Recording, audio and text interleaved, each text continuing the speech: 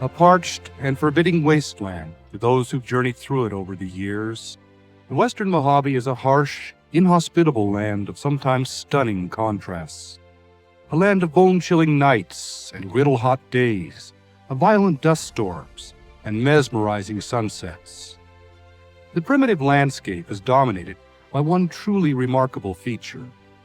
When she first gazed upon it early in this century, homesteader Javette Dar said of it, "I thought it was the jumping-off place of creation, that curiously flat wasteland called Dry Lake." Many years later, however, aviation pioneer General Albert Boyd would call it God's gift to the Air Force.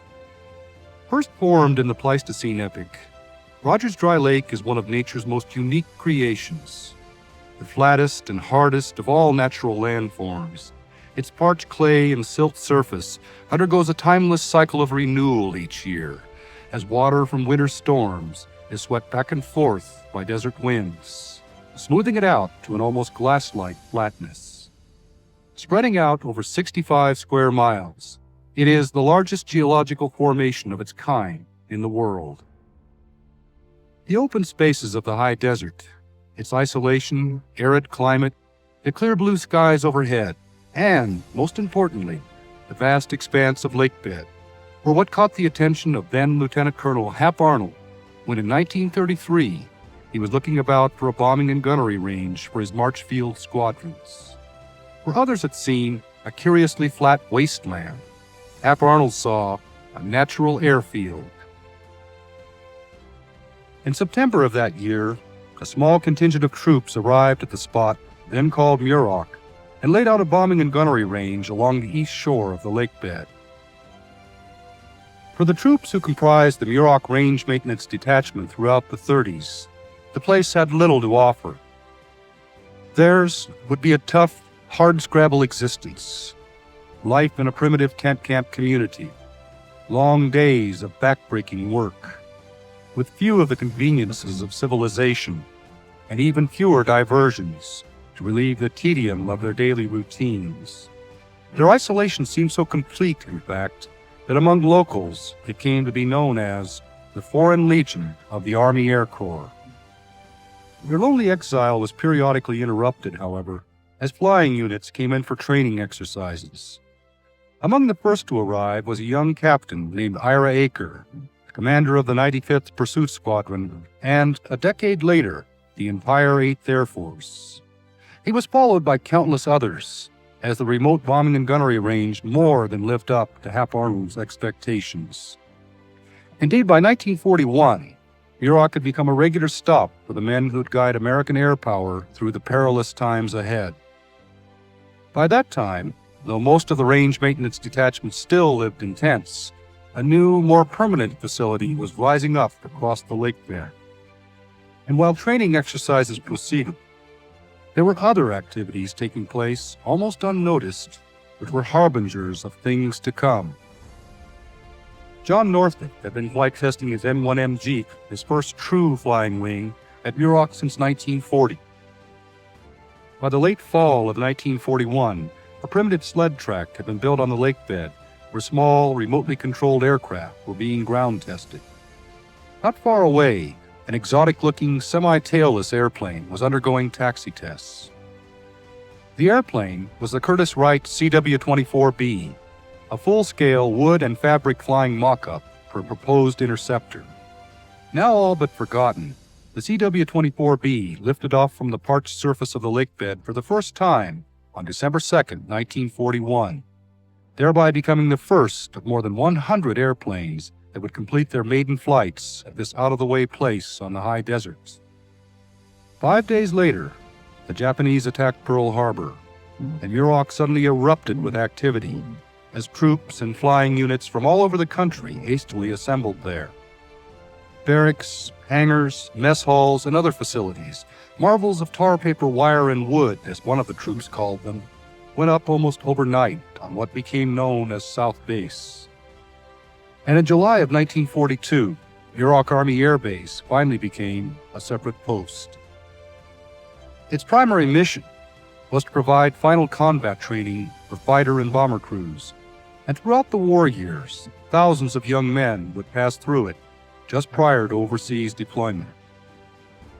It was at Muroc in 1942, for example, that Lieutenant Colonel Curtis LeMay first assembled and trained his famed 305th Bomb Group, molding it into a legendary fighting unit which set new standards for effectiveness in the mighty 8th Air Force.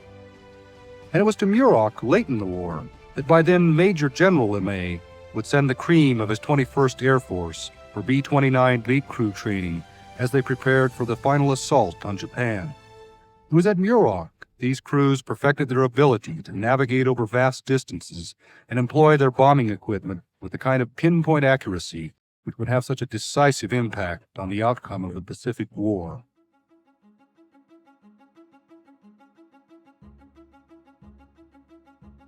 A much different type of mission had gotten underway at a restricted area just 6 miles to the north. There, at a top-secret test site, the crated pieces of a radically new type of aircraft were unloaded from boxcars on September 19, 1942, and over the next 10 days it was hastily assembled. The airplane was the Bell XP-59A Era Comet, and on October 2nd, Bell test pilot Bob Stanley launched America into the jet age as he lifted off from the lakebed. Testing continued over the next 2 years, and though the P-59 disappointingly lacked the performance of the best prop-driven fighters of the day, it nevertheless represented a start, the first of a long series of airplanes that would make the high desert base synonymous with the turbojet revolution in America. Indeed, the availability of the enormous lakebed made it almost inevitable. The development of the turbojet engine introduced a host of new problems. The new power plants were woefully underpowered, and thus the new jets required exceptionally long takeoff rolls. More critically still, the temperamental engines flamed out, and if pilots couldn't recover from engine stalls, their only hope was close proximity to a spacious airfield where they could attempt dead-stick landings. With miles and miles of available runways extending in every direction, the lakebed offered the most spacious landing field in the world. Throughout the decades ahead, it would be a welcome haven for countless pilots in distress. Thus, while the major training mission continued throughout the war, a growing number of aircraft, conventional airplanes such as the P-38 Lightning and the Lockheed Constellation, unconventional prototypes such as Northrop's XP-56 Black Bullet, purely experimental aircraft such as the N-9M, and the rocket-powered MX-324, and even captured enemy aircraft, such as the ME-163 Comet and the HE-162 Volksjäger, were also undergoing flight test evaluations at the rapidly expanding North Base facility. In January of 1944, a major milestone occurred when a new Lockheed jet-powered prototype, the XP-80, lifted off for its maiden flight, demonstrating the truly remarkable advances that had been made in little more than a year since the XP-59's first flight. This impressive airplane was the prototype for America's first combat-worthy jet fighter, the P-80 Shooting Star.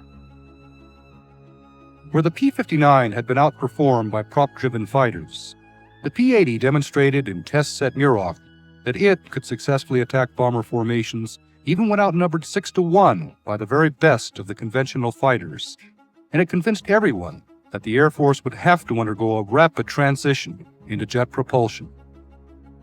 The remarkable potential of that transition was underscored in June of 1947, when Colonel Albert Boyd returned the world speed record to America for the first time in 24 years, as he sped to more than 623 miles per hour over a course above the lakebed in a modified P-80R. It was the first of some 14 world speed records that would be set at the base over the next 18 years. But Boyd and other Air Force officials had set their sights much higher than speed records. As he stood proudly on the ramp that day, he'd already made a decision which would dramatically alter the future course of aviation and indeed aerospace history. For he'd chosen the pilot and test crew who challenged the so-called and much dreaded sound barrier. The X-1 program was the first in a long series of or experimental programs They were designed to prove or disprove concepts, to probe the most challenging unknowns of flight and solve their mysteries. It was conceived in response to a new and terrifying phenomenon which fighter pilots had first encountered during the recent war. Pushing over into steep dives, they found themselves at speeds of 500 miles per hour and into the unknown region of transonic flight, where the effects of compressibility, loss of control, and structurally devastating aerodynamic loads began to take over with often deadly consequences. The new jet engines promised even higher speeds passing through the transonic and even perhaps into the supersonic region. The critical question was, could a piloted airplane be designed and built which could survive in it? The aircraft designed to make the assault was the bullet-shaped, rocket-powered Bell X-1, and the man who would try to fly it through the sonic wall was a young Air Force captain named Chuck Yeager. Assisted by a team from Bell and the NACA, the National Advisory Committee for Aeronautics, he and project engineer Captain Jackie Ridley had a lot on their minds as Yeager edged his way cautiously toward Mach 1 throughout the fall of 1947. Military test pilots at that time didn't get many opportunities to fly such hazardous, experimental programs. Thus he felt he had a lot to prove as the B-29 lifted off for his 9th powered flight on the morning of October 14th. He'd already flown out to Mach 0.997, just a hair's breadth away from the sonic wall, and yet what lay ahead was still a mystery, and there were still many who thought that what he was attempting was tantamount to suicide. At 20,000 feet, the X-1 was released. Igniting the chambers of his rocket engine, Yeager began to climb. Then, at 43,000 feet, the X-1 shot through the sound barrier and remained supersonic for about 20 seconds. The sharp double crack of his sonic boom that morning signaled the dawn of a remarkable era during which a high desert outpost called Muroc would become identified with the most daring concepts in aviation. And it triggered a series of events which would ultimately vault man beyond the atmosphere and into space. But first, the remarkable potential of the turbojet engine had to be realized, and there were perplexing challenges to be overcome before that could happen. Not only were the early engines underpowered, they also consumed enormous quantities of fuel, and this severely limited range capability. Turboprops offered an attractive alternative, but the XP-81's performance simply couldn't match that promised by pure jet configurations. The XF-85 embodied the so-called parasite concept. Designed to be carried in the bomb bay of a heavy bomber, it would be carried deep into enemy territory, released, chase off enemy interceptors, and then return and hook up with the mother ship. On the first hookup attempt, however, the test pilot was nearly decapitated. And though a successful hookup was ultimately accomplished, the idea wasn't really practical. Another solution was to build big fighters, which could carry vast quantities of fuel. But this was a self-defeating solution, producing increased weight and drag, which imposed unacceptable performance penalties. Thus, most of the long procession of fighter prototypes that were put through their paces at Muroc during the post-war years represented little more than transitional designs, as engine designers tried to build more powerful and fuel-efficient engines, and aircraft designers struggled to develop airframes that could optimize their potential. Most of the new prototypes were overweight, underpowered, and during a time of dramatic technological breakthroughs, already obsolete compared to new designs then coming off the drawing boards. The North American XF-86 was by far the most successful of these transitional designs. The first American jet to employ swept wings to delay the onset of compressibility and enhance high-speed maneuverability, it was already diving to supersonic speeds just 6 months after it first flew in October of 1947. And it went on to enjoy a better than 10-to-1 kill ratio against enemy fighters in hostile skies over Korea. Post-war bomber development ran into many of the same problems encountered by the fighter programs. Most of the new prototype bombers on the ramp at Muroc represented early attempts to blend the new turbojet technology with conventional aerodynamic designs. In fact, America's first jet bomber, the Douglas XB-43, resulted from a simple, straightforward modification of the piston-engined XB-42. Graceful and streamlined, the XB-46 was already considered obsolete when it arrived at Muroc at the end of its first flight in April of 1947. And the robust B-45, though it went into operational service, was, from the very outset, never intended to serve as anything more than an interim bomber. As with the fighters, first true advance came with the introduction of swept wings on Boeing's B-47. Capable of speeds in excess of 600 miles per hour, this airplane was developed into the thoroughbred of the Air Force's post-war bomber fleet. The most radical design by far, however, was Northrop's Mammoth Flying Wing. Originally designed with a complicated system of pusher props and designated the XB-35, it was ultimately reconfigured with jets and transformed into the majestic YB-49. The culmination of Northrop's attempts to build a pure flying wing, it represented a bold leap into the future, which those who saw it knifing its way through the skies over Muroc would never forget. One of its test pilots was a young Californian named Captain Glenn Edwards. Along with Major Dan Forbes, he was flying one of the prototypes in June of 1948 when it broke apart in the sky northwest of the base. All 5 crew members were lost. In December of 1949, Muroc Air Force Base was renamed in honor of the young test pilot. As the base entered the 50s, the tempo increased dramatically. A wide variety of new types and models of aircraft appeared on the flight line every year, as Edwards became known as the place where the rubber meets the ramp.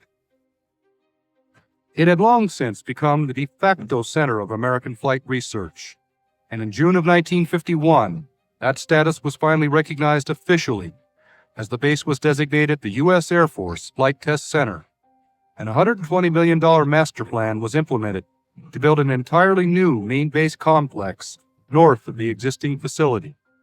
But the mission went far beyond flight testing.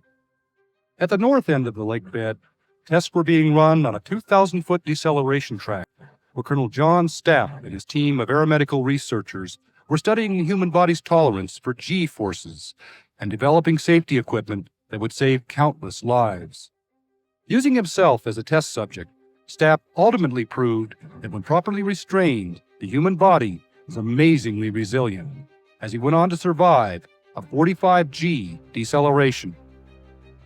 The world's fastest railroad was in operation at the south end of the lake bed, likened to an outdoor wind tunnel because everything, airfoils and aerodynamic shapes to ejection systems and other aircraft components, could be tested in real-world conditions. The 10,000-foot high-speed sled track permitted speeds of more than 1,500 miles per hour. While the rocket sleds blistered across the flatlands below, another, much different enterprise was getting underway, high on a granite ridge overlooking the lake bed. At the Air Force's captive missile test site, the ground quaked to the massive roar of the rocket engines that would begin to launch America into the space age. Back in the 30s and 40s, men had come to Muroc to train for combat. In the early 50s, they started coming to train as test pilots. By the time the Air Force's Experimental Test Pilot School moved from Wright-Patterson Air Force Base to Edwards in 1951, the role of the test pilot had undergone a radical change from the pre-jet era. The job had always required exceptional precision flying skills, keen powers of observation, coolness under pressure, and the ability to fly a mission exactly as planned. But the young pilots of the 50s faced a much more complex situation. The arrival of the jet engine, along with an incredible proliferation of onboard systems, had greatly magnified the difficulties inherent in the job. In addition to new problems of stability and control, the high-speed envelope left a much smaller margin for error. The amount of time in which to make critical decisions was dramatically compressed, and the ever-increasing complexity of the aircraft gave test pilots a lot more to think about.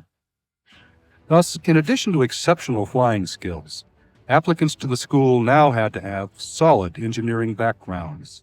And once they entered, they were subjected to an increasingly rigorous academic curriculum before they got the opportunity to learn the intricacies of performance testing, where they had to learn to control airspeed to the nearest knot and hold their altitude at extraordinarily precise levels, to define how far, how fast, and how efficiently an airplane could fly. They went on to learn how to evaluate the subtle nuances of aircraft stability and control, and the often breathtaking intangibles of spin testing, where they had to learn the art of dispassionate data collection while gyrating and plummeting toward an onrushing lake bed. There was no dearth of qualified applicants, because by the early 50s, a whole mystique had grown up about Edwards. It had become a mecca for the very best. Men like Yeager, Tony LeVere, Bob Hoover, Bill Bridgman, Scott Crossfield, Pete Everest, and Fitz Fulton. In an age fascinated by higher, faster, farther, these men won worldwide acclaim. A great many others, who also, day after day, rode on the cutting edge of calamity, didn't. But they came nevertheless, because if it was new, if it was fast, if it was unconventional, it was at Edwards, and it was there that they could pit their skills against the very best among their peers. Then as now, test pilots were intensely competitive. If not always cocky, they were supremely self-confident. They had to be. And they were courageous. They were also disciplined and cautious, always methodically calculating the odds. They were not careless. They couldn't afford to be. There wasn't any margin for error in their business. Knowledge and careful preparation were survival tools. The popular image of the devil-may-care test pilot, raising hell all night and breaking records the next morning, was largely a fiction of tabloid journalism. As Chuck Yeager once so aptly put it, "You can't hoot with the owls all night and fly with the eagles all day. It just don't work that way." But competitive? Yes. By late 1953, the NACA's Scott Crossfield had already taken the Navy's D-558 Phase II Douglas Skyrocket out to Mach 1.96. Pretty good for an airplane which hadn't been designed to fly that fast. But he wanted that next magic number, Mach 2, and he knew that just down the flight line, Yeager was preparing to fly the X-1A, which had been designed to easily exceed that speed. On November 20th, he went up knowing it would be his last chance, and flying an extraordinarily precise profile, he was able to hit Mach 2.005 in a shallow dive. 3 weeks later, Yeager went up intending to obliterate his rival's new record. And indeed he did. But shortly after hitting Mach 2.44, 1,650 miles per hour, he encountered something terrifyingly new as the X-1A tumbled violently out of control. It was called inertial coupling. The X-1A was literally spinning about all three of its axes. Somehow, after tumbling downward wildly for more than 40,000 feet, he recovered to level flight, and with superb flying skill, brought the airplane back to fly another day. And just 8 months later, Major Kit Murray flew it up above 90,000 feet. Their records would stand for less than 3 years. By July of 1956, Lieutenant Colonel Pete Everest had flown the Bell X-2 all the way out to Mach 2.87, where he began to encounter the effects of aerodynamic heating. But he warned of serious stability problems at that speed. Then, in early September, Captain Ivan Kinchlow claimed a new altitude mark as he climbed above 126,000 feet. 3 weeks later, on his first flight in a rocket airplane, Captain Mel App took it up for an assault on Mach 3. He sped to Mach 3.2 that day, more than 2,000 miles per hour, and became the fastest man alive, but only for brief moments. Shortly after hitting top speed, the X-2 spun violently out of control. Bitten, like Jaeger, by inertial coupling, App struggled gamely to recover the craft. His efforts were in vain. Mach 3 had been conquered, but at a terrible price. Not all of the research involved rocket planes. The Air Force, along with the NACA, conducted a whole series of programs with exotic research vehicles. The XF-92A demonstrated the feasibility of the delta wing and introduced pilots to the touchiness of hydraulically boosted, irreversible flight controls. The needle-nose X-3 Flying Stiletto was ultimately used to explore the problem of high-speed instability. The X-4 Bantam to study the transonic flying qualities of a swept-wing, semi-tailless design.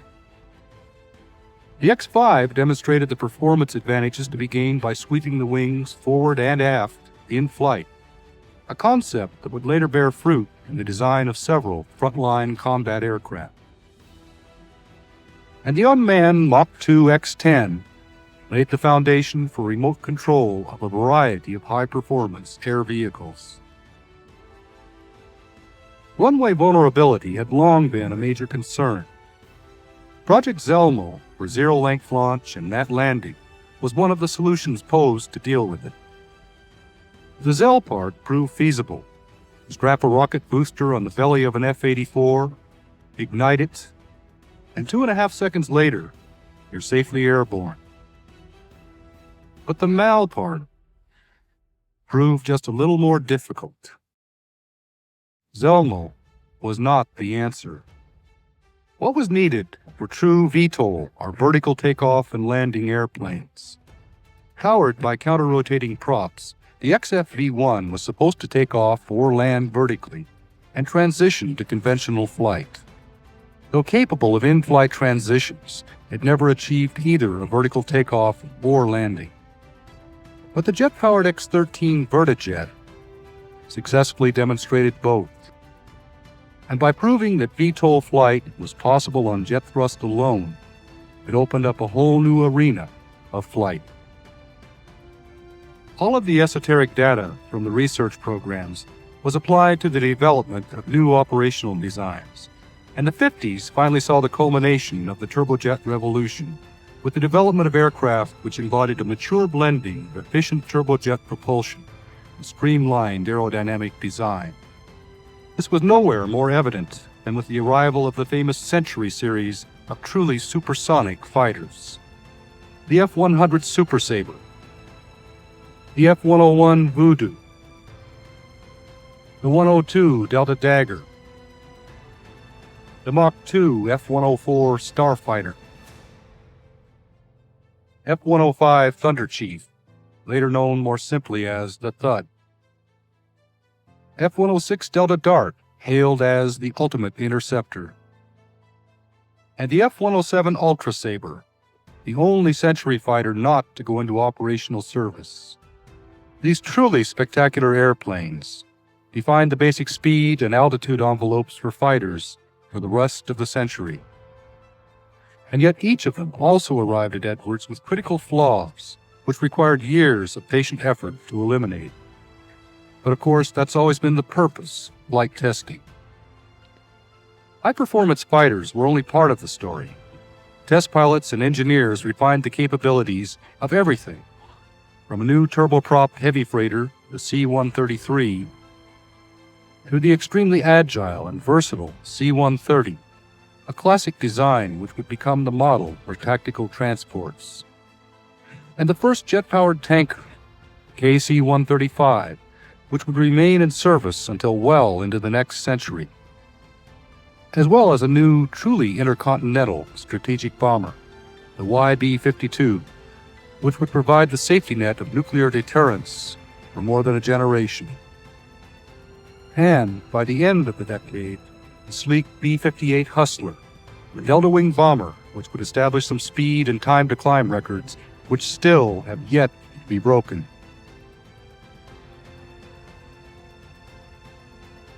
As the 60s opened, a group of pilots were undergoing zero-G and other types of training at Edwards. They'd go on to win celebrity status as the Mercury astronauts. They were the first of 3 groups of astronauts whose exploits would remain front-page news as they were catapulted into space in cone-shaped capsules. But there was another group of pilots at Edwards who would make the journey by much different means, in a rocket-powered airplane, North American X-15. As the decade opened, Scott Crossfield, who had helped design the airplane, was completing its flight worthiness demonstration in preparation for the combined Air Force, NASA, and Navy program, which would probe the unknowns of hypersonic and near-space flight. Then, within the brief span of 8 months in 1961, the X-15's awesome potential was finally unleashed, as it became the first aircraft to exceed Mach 4, 5, and 6. The pilot who made each of those flights, Major Robert M. White, was also the first to fly it in space, as he climbed above 300,000 feet the following year.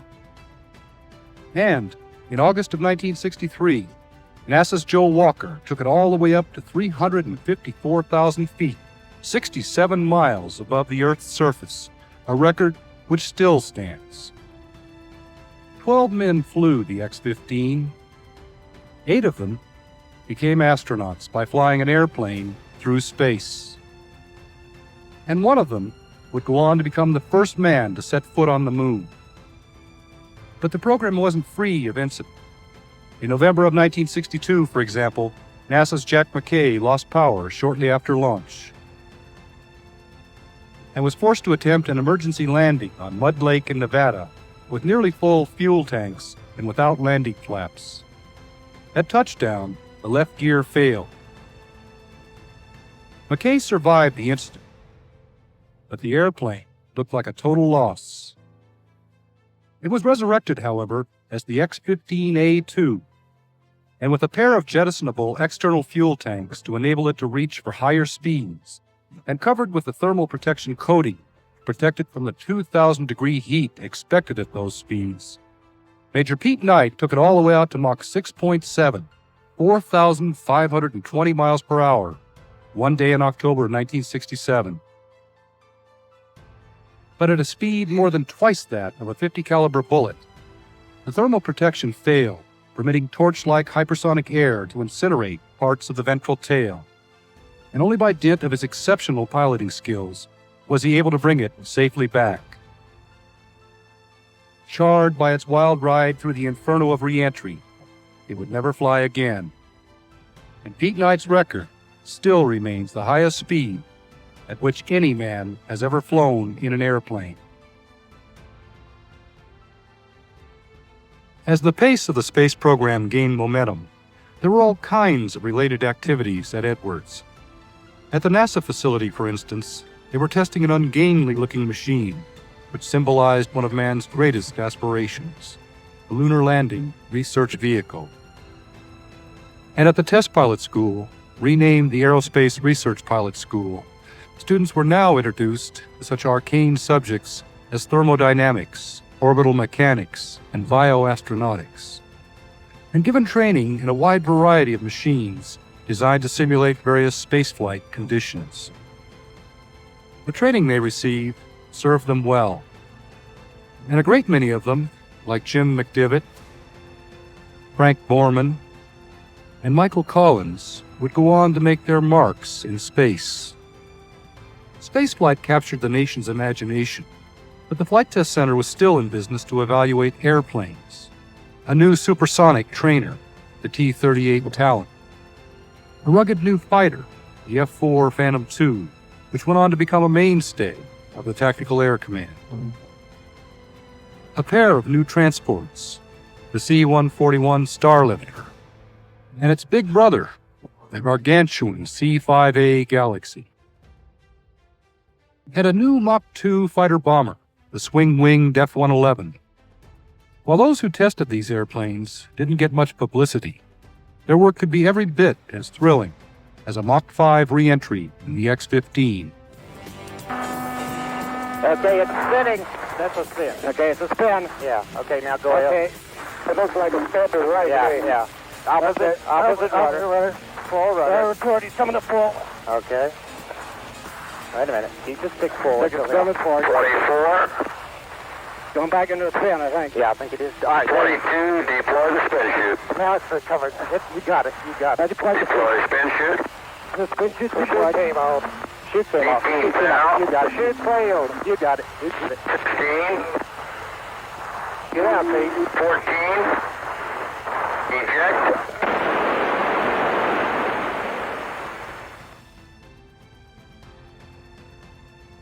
There were a pair of aircraft whose incredibly advanced capabilities still dazzled the imagination. The mammoth 500,000-pound XB-70 Valkyrie was almost routine, flown at Mach 3 speeds and altitudes of 70,000 feet. More impressive still was the mysterious YF-12 Blackbird. Predecessor of the legendary SR-71, this remarkable airplane was able to cruise for extended periods at speeds in excess of Mach 3 and at altitudes somewhere above 80,000 feet. On a single day at Edwards in May of 1965, it set no less than 9 world speed and altitude records without in any way taxing its full potential. While some pilots cruised along at better than 2,000 miles per hour, others explored the concept of laminar flow control, the elimination of drag-inducing boundary layer turbulence over the wings of the X-21A. And still others continued to study VTOL flight. The experimental X-18 tilt-wing aircraft spawned the much more ambitious XC-142. Pilots could transition its entire wing and engine assembly to the vertical for takeoff, and then to the horizontal for conventional flight. Though a feasible concept, the future still seemed to lie with jet thrust, and the XV-5 employed that thrust to drive counter-rotating fans within its wings to create vertical lift. More radical still, the XV-6A Kestrel relied upon vector thrust, provided by its powerful turbofan engine and channeled through rotating nozzles. The technology so ably demonstrated by this experimental airplane would be applied directly to the design of the successful Harrier and AV-8 combat aircraft of today. It was called the Flying Bathtub. Fabricated from steel tubing and plywood, the M2F-1 was the first in a series of curious-looking, wingless craft that descended to landings on Rogers Dry Lake from the mid-60s through the early 70s. They were called lifting bodies, and subsequent designs, such as the M2F2, HL-10, X-24A, and X-24B, were all metal and rocket-powered. They were used to determine whether or not, through the use of energy management techniques, these low-lift-to-drag shapes could make precision landings after high-speed, unpowered, gliding descents from high altitudes. The descents in these craft, NASA's Milt Thompson noted, were so rapid that the lake bed rushes up towards you like a straight arm from a fullback. Nevertheless, they demonstrated that they could indeed make precision landings, even on concrete runways, with remarkable touchdown accuracies. And in doing so, they made a signal contribution to the American space effort because they validated the approach and landing techniques that would later be employed by the first true spaceships, the Space Shuttle. Edwards witnessed the beginning of a new revolution during the 70s, whereas in the past, the emphasis had been on making airplanes fly faster and higher. Now it was on making them fly more efficiently. A wide array of new aerodynamic concepts and sophisticated systems based on high-speed computers made this possible. In the early 70s, NASA modified an F-8 Crusader to explore a new aerodynamic concept, the supercritical wing.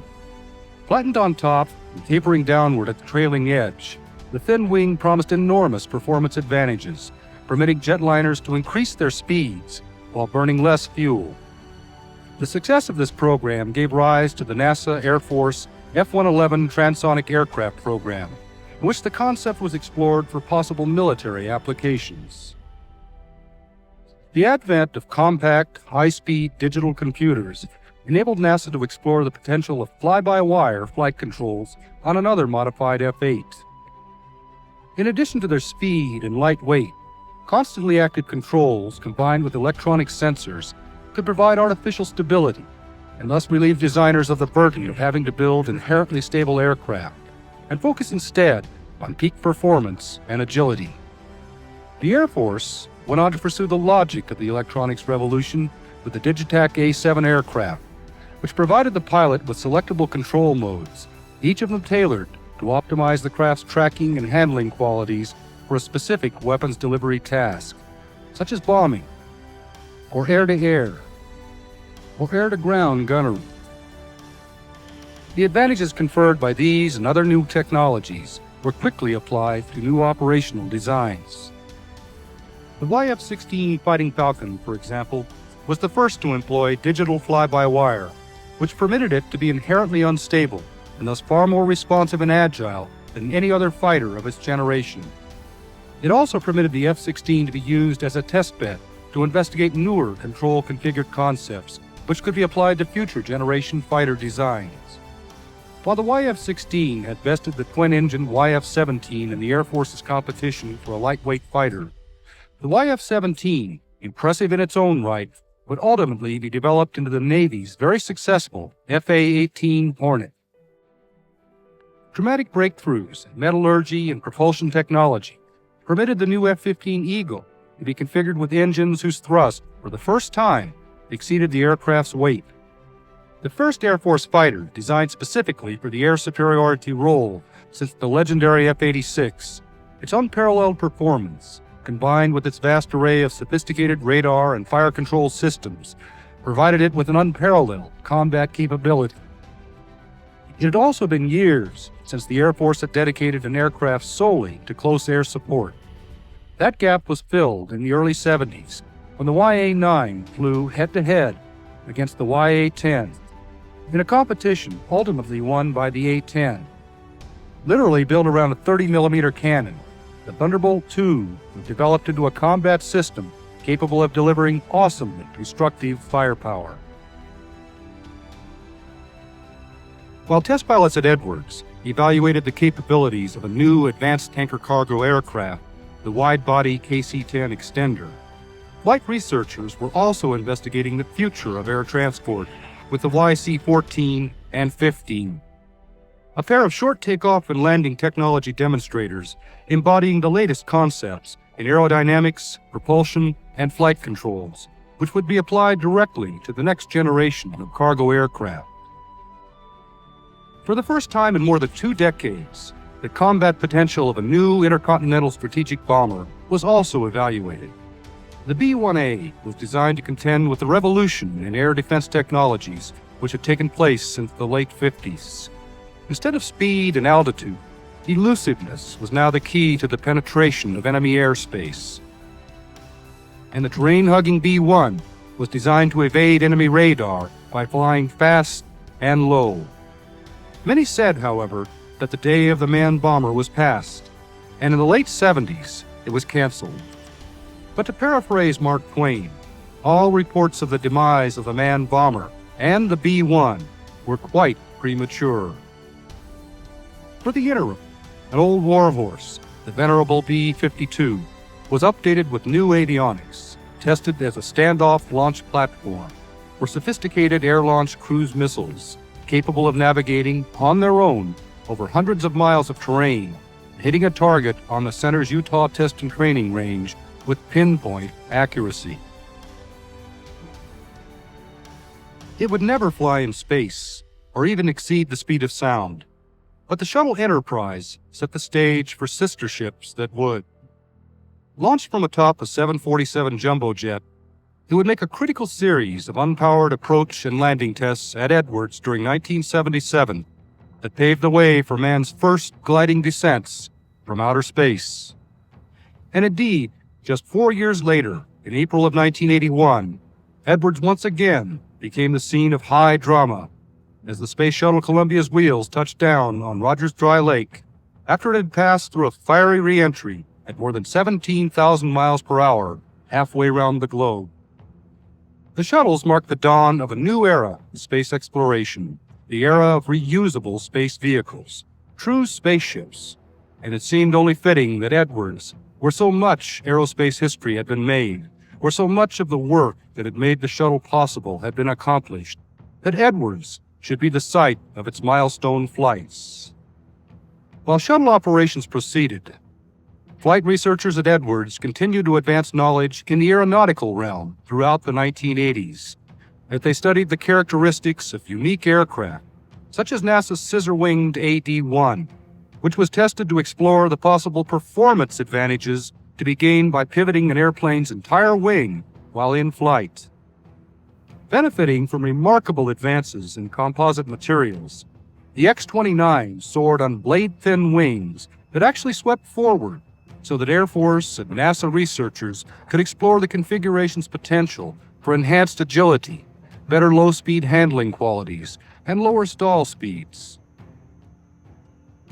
The Advanced Fighter Technology Integration, or AFD F-111, explored the performance advantages promised by a mission-adaptive wing. A flexible, absolutely smooth-surfaced, variable cambered wing, which could be configured to optimize maneuverability, performance, and fuel efficiency for each phase of the airplane's envelope. And the AFD F-16, which incorporated features permitting it to fly as no other aircraft had ever flown. A triplex digital flight control system and forward-mounted canards, for example, that permitted it to turn without banking. A voice-actuated command system, an automated maneuvering attack system, and a host of other new technologies applicable to the whole spectrum of tactical combat operations. The Air Force's short takeoff and landing and maneuvering technology demonstrator F-15 was yet another one-of-a-kind testbed. Configured with two-dimensional thrust vectoring and reversing engine nozzles, it demonstrated much enhanced agility and dramatically improved STOL capabilities. Over the years, veteran test pilot Fitz Fulton had skillfully guided many a stricken ship to safe landings at Edwards. But in December of 1984, he was sitting in a cockpit on the ground as he intentionally guided a perfectly healthy 720 jetliner to a crash landing. The test was conducted to evaluate a fuel additive, which promised to prevent the ignition of massive fireballs. It obviously didn't work, and predictably, reporters called the test failure. They were wrong. Not only did it demonstrate the ineffectiveness of the additive, it also provided a wealth of information that would enhance flight safety in the future. One of the most spectacular events of the 80s, however, occurred not on the lakebed, but high over the Pacific, where Major Doug Pearson prepared to find the proverbial needle in a haystack as he launched a missile toward a satellite orbiting high overhead. Eagle 06 is in the recovery. Hey, here, you beautiful son of a bitch! God, is that beautiful? F-15's all over the sky, a missile going up. Nail that Hummer. I had to do one little roll anyway. The anti-satellite missile scored a direct hit in a technological feat which might never again be duplicated. One-of-a-kind aircraft and events have become almost commonplace at Edwards over the years, but they represent only a small part of the center's workload. The primary job has always been to ensure that, if the need arises, American air crews will go into combat with the most effective and reliable operational aircraft in the world. And it continued to meet this challenge as the capabilities of existing systems were refined and expanded, and as dynamic new capabilities, such as the Lantern system, were added. The painstaking development of this system at Edwards paid off dramatically, as Lantern proved it could deny adversaries the once comforting sanctuary of night. Because they're expected to have extended service lives, modern combat planes are designed with an enormous amount of growth potential, which will enable them to meet new requirements and keep up with the rapid pace of technological change. The modified F-16XL, for example, was proposed to meet a new requirement for a fighter combining air-to-air and interdiction capabilities. Its potential was compared with that of the twin-engine F-15 in an evaluation which ultimately resulted in the development of the new F-15E dual-role fighter, a craft which would go on to prove its remarkable combat effectiveness in the Persian Gulf. All airplanes, and especially highly sophisticated combat airplanes, suffered growing pains as they passed through the lengthy ordeal of development. The B-1B, revived in the early 80s, certainly had more than its share of critics throughout the decade, but it truly represented an amalgam of incredibly complex, state-of-the-art systems, and despite its critics, it was developed into the most potent penetrating bomber in the world. More impressive still, promising the ability to penetrate any airspace without the need for complex defensive avionics. The B-2 Advanced Technology Bomber was the first giant flying wing to soar over the base 4 decades. Its thin silhouette, compound curves, its stealth technology, promised the ultimate cloak of invisibility, even against the most sophisticated air defense radar systems. Like the turbojet engine 4 decades earlier, stealth technology promised to revolutionize the design and capabilities of combat aircraft. And as the Flight Test Center entered the 90s and began to face the tremendous technological challenges of the 21st century, it was engaged in the evaluation of a pair of competing designs which embodied the latest in that technology. The radically different appearance of the YF-22 and the YF-23 was really but a pale reflection of the quantum leap in capabilities which each represented. Built for stealth, they were also beneficiaries of the many technologies, innovative concepts, which had recently proven their worth in tests at Edwards.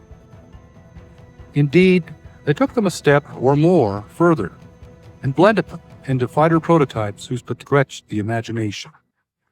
To fighter jocks from any previous era, for example, the possibility that they could cruise at supersonic speeds without use of an afterburner was little more than a fantasy dream. In these aircraft, the dream became reality. Incredibly worthy opponents, only one could win. And in April 1991, the YF-22 was selected to project American air power into the 21st century as the Advanced Tactical Fighter. Flight testing such craft has become a remarkably complex operation, where once, not so long ago, knee pads and pilot recall provided practically the only instrumentation. Systems-intensive fighters are now instrumented for as many as 4,000 different parameters, and the data is telemetered instantly to the ground for analysis even before the pilot touches down. We're in an age of spiraling technology, especially in the burgeoning field of electronic systems, and this has created an information explosion which makes each flight test hour incredibly valuable and costly. To reduce those costs, the Flight Test Center has built up an impressive ground test capability in recent years, the largest anechoic chamber in the nation, a neighboring facility for integrated avionics testing, and a test and evaluation mission simulator. They comprise the core of a capability to thoroughly test a full range of onboard electronic systems on the ground before they're subjected to the real world of flight test, where indeed they'll always still have to ultimately prove their worth. Edwards has been called a place where dreams take flight. And truly, for more than 40 years, the Air Force, indeed the whole world of aerospace, has continued to meet its future in the skies above its sprawling expanse. The history of the base is a kaleidoscope of images representing man's greatest achievements in flight. There's a special feeling that one gets there, an awareness of continuity. The lake bed remains a welcome haven for pilots in distress. An uncommon sense of achievement and tradition, unforgettable links to the legendary past, and an overpowering feeling of expectation, of a limitless future, and almost an article of faith, the belief that if it can happen, it will probably happen here. The story of Edwards, then, is a fabric woven of change and continuity, and so well symbolized in the Flight Test Center's logo. For the legend at its base, ad inexplorata, Latin for toward the unexplored, is really more than just a motto. It represents a bridge, between its past, its present, and its future.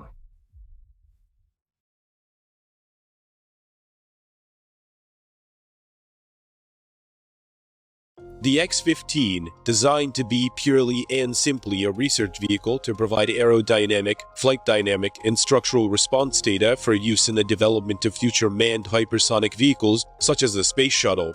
No hypersonic wind tunnels, past or present, can provide accurate data for the design of a full-scale hypersonic airplane.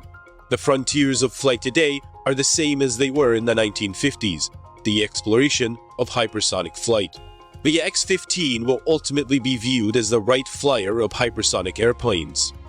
The X-15 flew to speeds and altitudes never previously achieved by winged vehicles.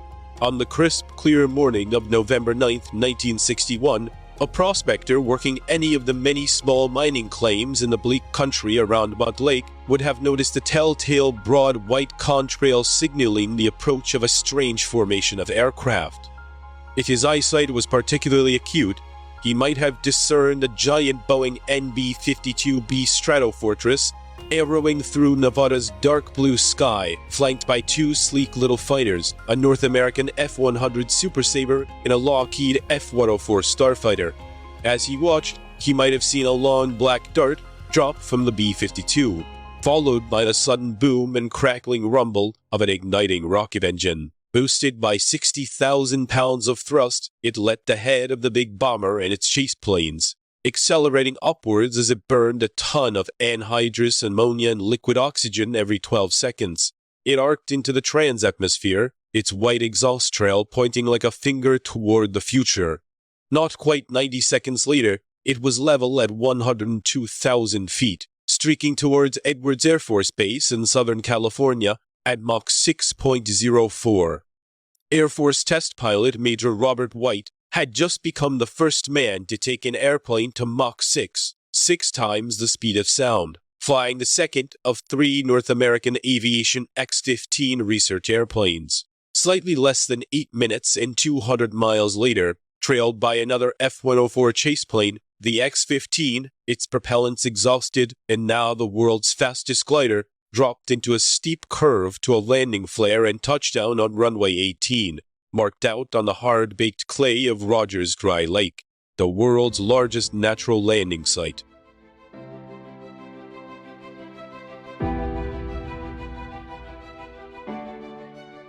The X-15 program was a natural outgrowth of progression of aviation since the time of the Wrights. The biplane had given way to the streamlined monoplane, and by the late 1930s, the first experimental jet engines had appeared, promising an era of high-speed flight. But as an airplane flew closer to the speed of sound, it encountered compressibility, the bunching up of air around it as it neared Mach 1, causing high drag, buffeting, changes in structural loads, and even loss of control and in-flight breakups. For more than a decade, until Chuck Yeager flew the first Bell XS-1, later X-1, to Mach 1.06 in October of 1947, it seemed that the speed of sound might indeed be a barrier to the future flight. Afterward, aviation accelerated rapidly into the supersonic era. Mach 2 fell to Scott Crossfield, and the second Douglas D-558-2 skyrocket in November 1953, and Mach 3 to Captain Milburn Apt and the first Bell X-2 in September 1956. Though tragically, he perished when the plane went out of control during its return to Edwards. By the time of Apt's death, the X-15 program was well underway. Its designers faced formidable challenges. Bell had built advanced variants of the X-1 that could excel at Mach 2 and 90,000 feet, and the swept-wing X-2 could climb above 125,000 feet. Both hinted at control challenges the X-15 would face. In 1956, when test pilot Captain Ivan C. Kinch coasted to above 126,000 feet, his X-2 was like an artillery shell following a ballistic parabola. Near the top of its climb, as the plane decelerated after its rocket engine ran out of propellant, its ailerons, elevators, and rudder were useless due to the very low dynamic pressure encountered as it passed through the upper atmosphere. The X-2 began a slow left roll, arced over the top of its ballistic parabola, and, As its speed and consequently dynamic pressure increased in the lower atmosphere, its flight controls regained their effectiveness, and Kinchlow was able to guide it back to a safe landing on Edwards Broad Lake bed. Clearly, flying above 100,000 feet, future rocket planes would require reaction controls, small jet thrusters such as those employed on the first manned spacecraft, in addition to conventional aerodynamic control surfaces. Aerodynamic heating and the high-altitude environment pose their own problems. Unlike supersonic flight, which is differentiated by the speed of sound and the distinctive crack of a sonic boom, hypersonic flight is characterized primarily by increasing aerodynamic heating with intensity hot airflows and sharply angled shock waves washing over the structure, their interactions producing even greater heat. The structure could not be conventional, for the plane would be subject to skin temperatures above 1,000 degrees Fahrenheit, necessitating extensive thermal protection. Inside the fully pressurized cockpit, the pilot would be more astronaut than airman, wearing a pressure suit and helmet capable of functioning in space-like conditions should cabin pressure be lost. Interest in hypersonic flight predated the supersonic revolution. The three great prophets of the space age, Russia's Konstantin Tsiolkovsky, the Romanian-German Hermann Oberth, and America's Robert Goddard, all advocated hypersonic airplanes as a means of flying into space, and German rocket enthusiast Max Valier, before his death and the explosion of an experimental rocket engine, recommended developing rocket-powered either planes as intercontinental airliners. In the 1930s, Austrian engineer Eugen Sanger and the mathematician Irene Brett undertook the world's first science-based hypersonic design, their so-called Silbervogel, Silver Bird. Proposed as a space transport and later as a global strike aircraft, it became an extraordinarily influential design study. Right after World War II, Joseph Stalin, according to a Soviet military defector, even sent a team into Western Europe on a fruitless mission to kidnap authors, hoping that Soviet Sanga planes would make it easier for us to talk to the gentleman shopkeeper Harry Truman. The combination of the Sanga-Brett study and example of the Nazi A4V2 ballistic missile greatly simulated post-war American, Soviet, and European interest in rockets, missiles, and hypersonic aircraft. While the Sanga-Brett study had been purely theoretical, the A4 program had extensively studied Mach 4 plus wing derivatives, one of which, the A4B, flew before war's end, though it broke up during its terminal glide to Earth. The Soviet-American race to develop atomic-armed ballistic missiles fostered heating and re-entry studies, evolution of the blunt body re-entry shape, and high-temperature materials research. It also encouraged studies of rocket-boosted winged global-ranging hypersonic vehicles, even orbital spacecraft. In America, from all this sprang the X-15 and X-20 programs, though the latter never flew. The roots of the X-15 reflected a broad base of military, industrial, and governmental research support. In 1951, Robert Woods, Bell Aircraft Corporation's chief engineer and a member of the National Advisory Committee for Aeronautics, prestigious aeronautics committee, called for development of new research airplane with performance similar to the A4s. His continued pressure led NACA's executive committee to endorse, a year later, investigating flight conditions between Mach 4 and Mach 10. The agency formed a hypersonic study committee under Langley Aeronautical Laboratory, now NASA Langley Research Center, engineer Clinton Brown, which subsequently advocated greatly expanded ground and flight research tests using models and specialized test techniques. The committee even suggested modifying the X-2 with a strap-on booster to increase performance above Mach 4, adding reaction controls for flight safety. Program delays and eventual loss of both airplane doomed that idea. In 1953, the Air Force's Scientific Advisory Board concluded the time is ripe for a Mach 5 to 7 hypersonic vehicle, and the U.S. Navy's Office of Naval Research issued a study contract to Douglas for a Mach 7 plus design, tentatively designated the D558-3. Air Force and Navy interest proved crucial to getting the X-15 program off the drawing board and into the air. The next year, 1954, marked the genesis of the X-15. Another NACA study team, headed by John Becker, undertook preliminary design of a Mach 6 rocket-boosted hypersonic research airplane. It had a nickel alloy and Connell structure, rocket-like four-fin tail, and off-shelf rockets from the Hermes program. Becker's study anticipated many of the X-15's features and encouraged NACA that summer to invite the military services to join with it in developing such an aircraft. In October, they formed the NACA Air Force Navy Research Aircraft Committee, subsequently known as the X-15 Committee. A joint program directive issued on December 23rd gave technical oversight to NACA and design and construction authority to the Air Force. The Navy and Air Force would jointly fund the effort. The Air Force supervised the design competition in 1955 between Bell, Douglas, North American, and Republic. Bell's Robert Woods, who had launched the company's earlier X-1 effort, might reasonably have expected his firm to win, since it had already built and flown the X-1, X-2, and X-5. Douglas's Ed Heinemann, with his D-55-8 Skystreak and Skyrocket, plus the D-55-3 study, might have as well. Both companies produced relatively cheap designs, each promising to deliver 3 airplanes for a total cost of $36 million. Harrison's Stormy Storms, a veteran of North American's many fighter programs, led the design team that drafted his firm's entry at an estimated $56 million, the most expensive proposal. But both Bell and Douglas's designs were considered too technically risky, and Republic's, which was technically insufficient and also more costly than the Bell and Douglas proposals, came in last. Accordingly, despite the huge cost disparity, the Air Force notified North American on September 30th that it had won the competition. On June 11, 1956, after final negotiations, North American received a $42.9 million contract, about $349 million today, for the 3 X-15s. 3 months later, Reaction Motors Incorporated was awarded with a $10.7 million contract for their engines. The X-15 program involved far more than simply designing a new airplane, however novel it might be. Its rocket engine, pilot protection system, environmental controls and flight control system, as well as its flight test range, posed complex challenges.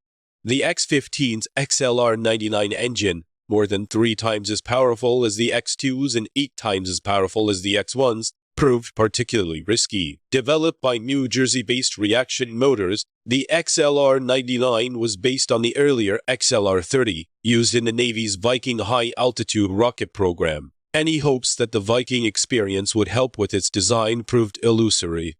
Unlike the XLR-30, which burned diluted alcohol and liquid oxygen, the 57,000-pound thrust XLR-99 burned 1,445 gallons of more explosive anhydrous ammonia and 1,000 gallons of IOX. More significant, however, Tycol had to man-rate the engine, i.e., make it safe enough for operation in a piloted airplane, capable of repeated use, and both throttleable and restartable in flight. This was not easy to achieve, particularly as its high-speed turbopump, a potential source of disaster, fed the engine propellants at a rate of 167 pounds per second. Eventually, the XLR-99 became a reliable power plant with a rated operational life of about 1 hour, about 40 flights before requiring overhaul. Such reliability came at a price for a far longer than anticipated development period, compelling North American to complete the first 2 X-15s with older XLR-11 engines for their proving flights. The X-15 required a complex flight control system, a conventional fighter-like stick controlled an all-moving tail that furnished pitch and roll control, but was used only during approach and landing. During high-G acceleration, climb, and re-entry, the pilot relied on a side-stick controller, a reaction control system operating small hydrogen peroxide jet thrusters located in the nose and wings, furnished pitch, roll, and yaw inputs at high altitudes, where conventional controls were ineffective. Eventually, the third X-15s flew with an adaptive flight control system that automatically compensated for changing dynamic pressure, blending the reactor control system with the conventional aerodynamic controls. Since the X-15 was technically a boost glider, Once it exhausted its propellants, the pilot had to carefully manage his energy to ensure he could reach Rogers Dry Lake. To help him in doing this, the X-15 would always be flown so that it had excess energy at burnout, which the pilot could use as bleed-off using large pedal-like speed brakes installed in the side of a massive dorsal and ventral fins. Unlike earlier rocket-powered aircraft that flew near Edwards AFB, the X-15 demanded a special flight test corridor, dubbed the High Range, running roughly 480 miles from Wendover, Utah, southwest to Edwards. Crossing multiple mountain ranges in the stark southwestern desert, the High Range was itself a notable technical accomplishment, foreshadowing the manned spacecraft tracking network NASA established for Project Mercury several years later. NASA furnished 2 tracking stations at Ely and Beatty, Nevada, as well as at Edwards. Furthermore, unlike research airplanes, the X-15 required a complex flight simulator to train pilots and undertake mission planning and rehearsal. The simulator was updated using data required during X-15 flights, with pilots typically spending 40 to 50 hours in it before undertaking the 10 to 12-minute flight. When the program commenced, it was hoped the X-15 might be flying by the end of 1957. Due to the complexity of its design and technical challenges involved, however, test flights did not begin until 1959. In the interim, NASA and the Air Force supported the X-15 development effort with extensive wind tunnel and free flight ballistic tunnel testing, evaluated reaction controls on ground simulator rigs and on modified research airplanes including the Bell X-1B and F-104, and undertook extensive simulation studies to prepare for the crucial challenges faced by a hypersonic rocket plane having, for its first time, the lowest lift-to-drag ratio ever flown on a piloted aircraft. In October 1957, Sputnik had seized the public imagination, and the national debate over American science and technology that followed, NACA had given way to the space-focused NASA. Now the X-15 took on greater urgency and visibility as a symbol of America's progression into space. Vice President Richard Nixon presided over its rollout at North American's Los Angeles facility on October 15, 1958.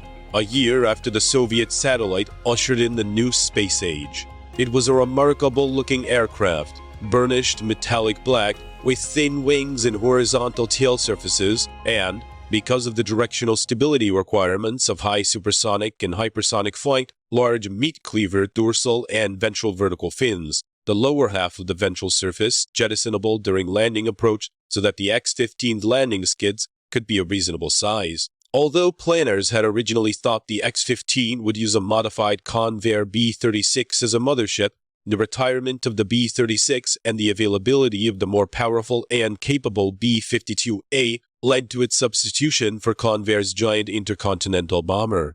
Early tests with the X-15 proved far from encouraging.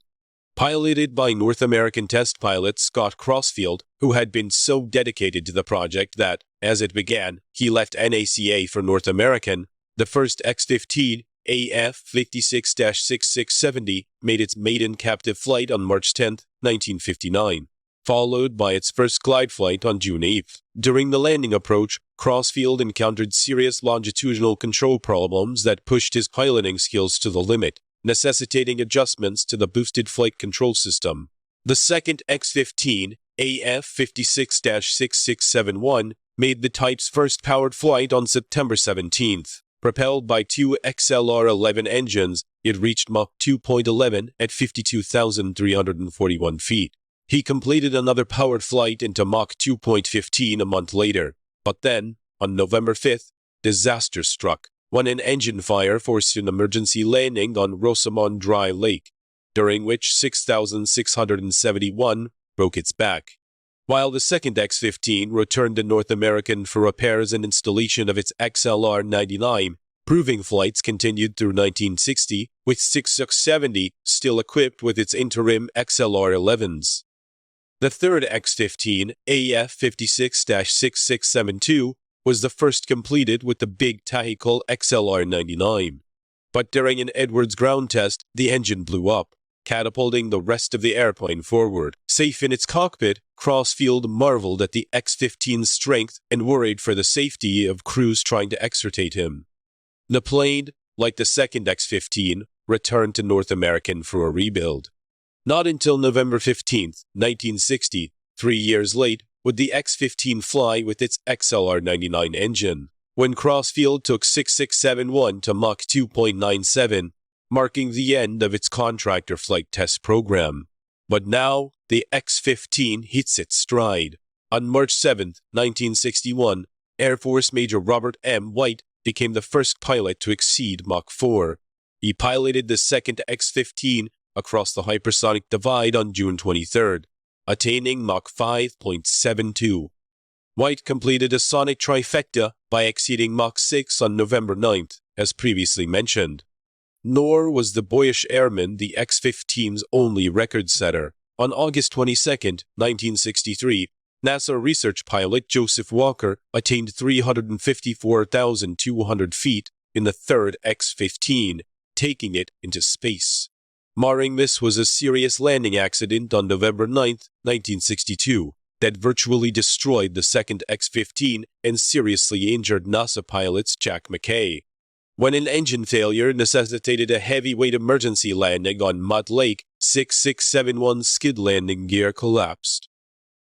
Even this setback was turned to advantage, for NASA lengthened the X-15 and added provisions for 2 huge drop takes and a dummy supersonic combustion ramjet engine installation on the shortened lower vertical fin. Eventually, on October 3, 1967, Major William J. Pete Knight reached Mach 6.7 flying this aircraft, designated the X-15A2. During the flight, unanticipated heating led to multiple structural failures, causing the scramjet module to separate from the aircraft and damaging the fuel jettison system.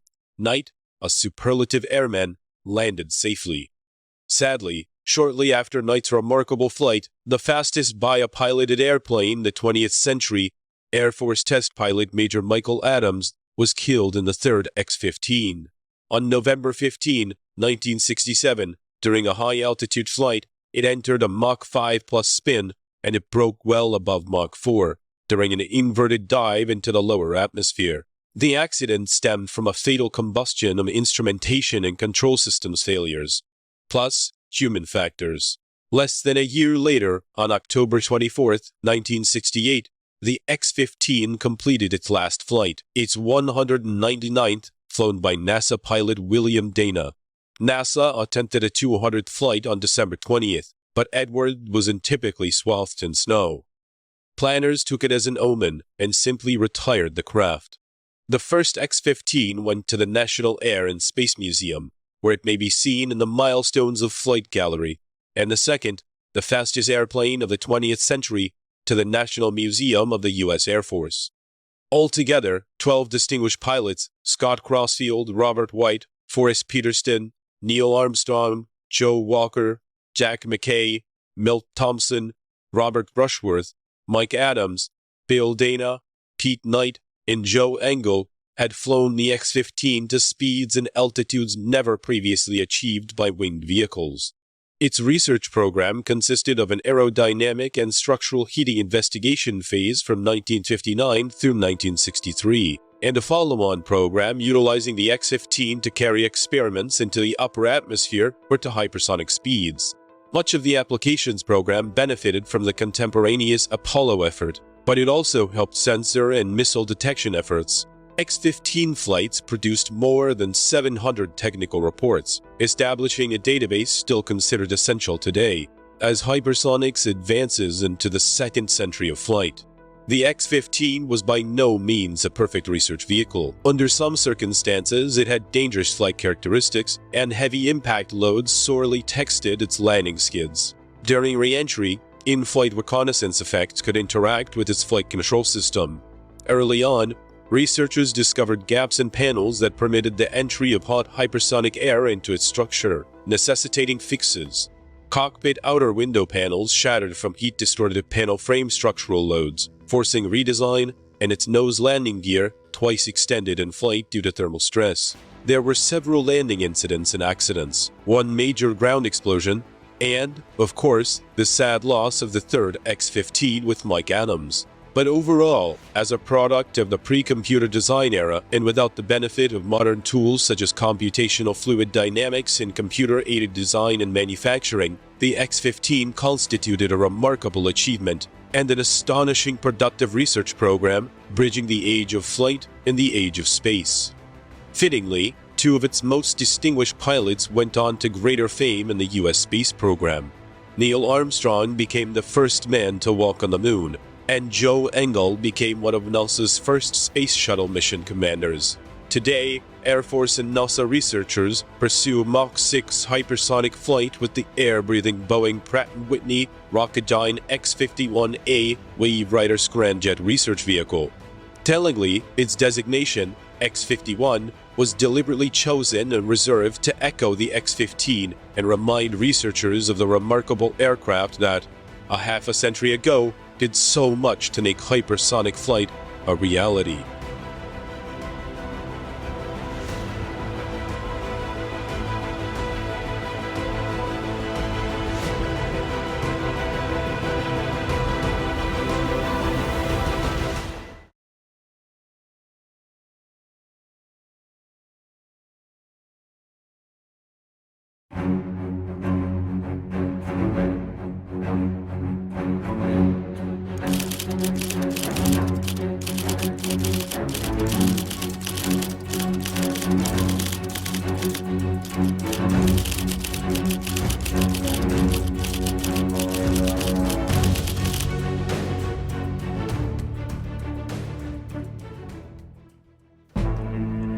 He decided he wanted to design aircraft when he was 12 years old after reading Tom Swift and his airplane.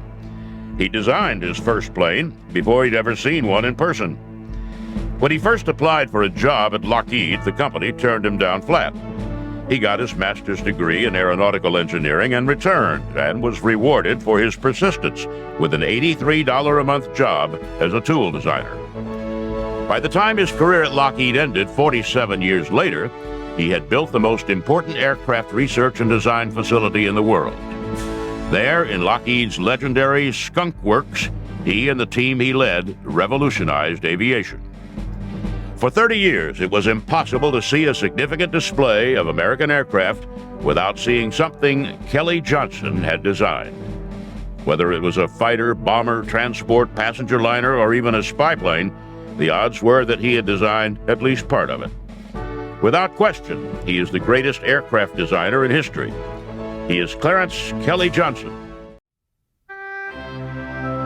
Clarence Kelly Johnson was born in the town of Ishpeming in Michigan's Upper Peninsula on February 27, 1910. The son of Swedish immigrants, he got his Irish nickname from schoolmates after he stood up to the school bully. He had been dealing with some of the kids at the school calling him Clara, since his first name was Clarence.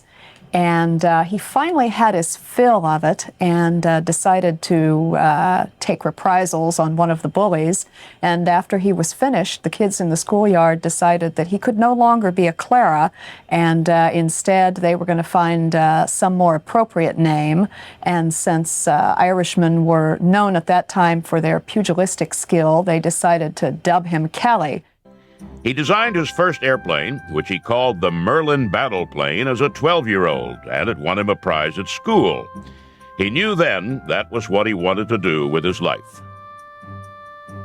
He paid $5 for his first flight, a 3-minute trip in a biplane that ended badly when the plane's engine conked out at 700 feet.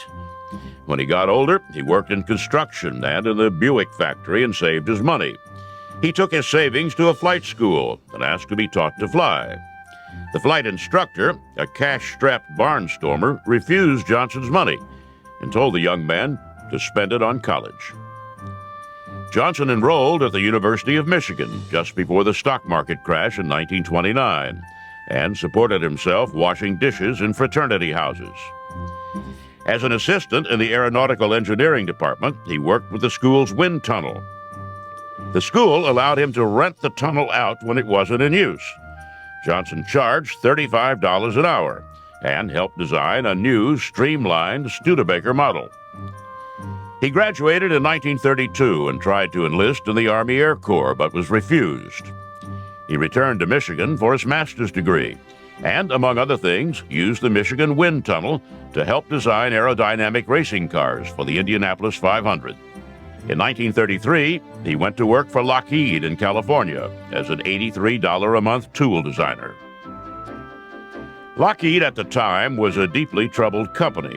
It had just emerged from bankruptcy and had bet its future on the Electra, a two-engine transport. When Johnson arrived in Burbank, his boss asked him what he thought of the plane.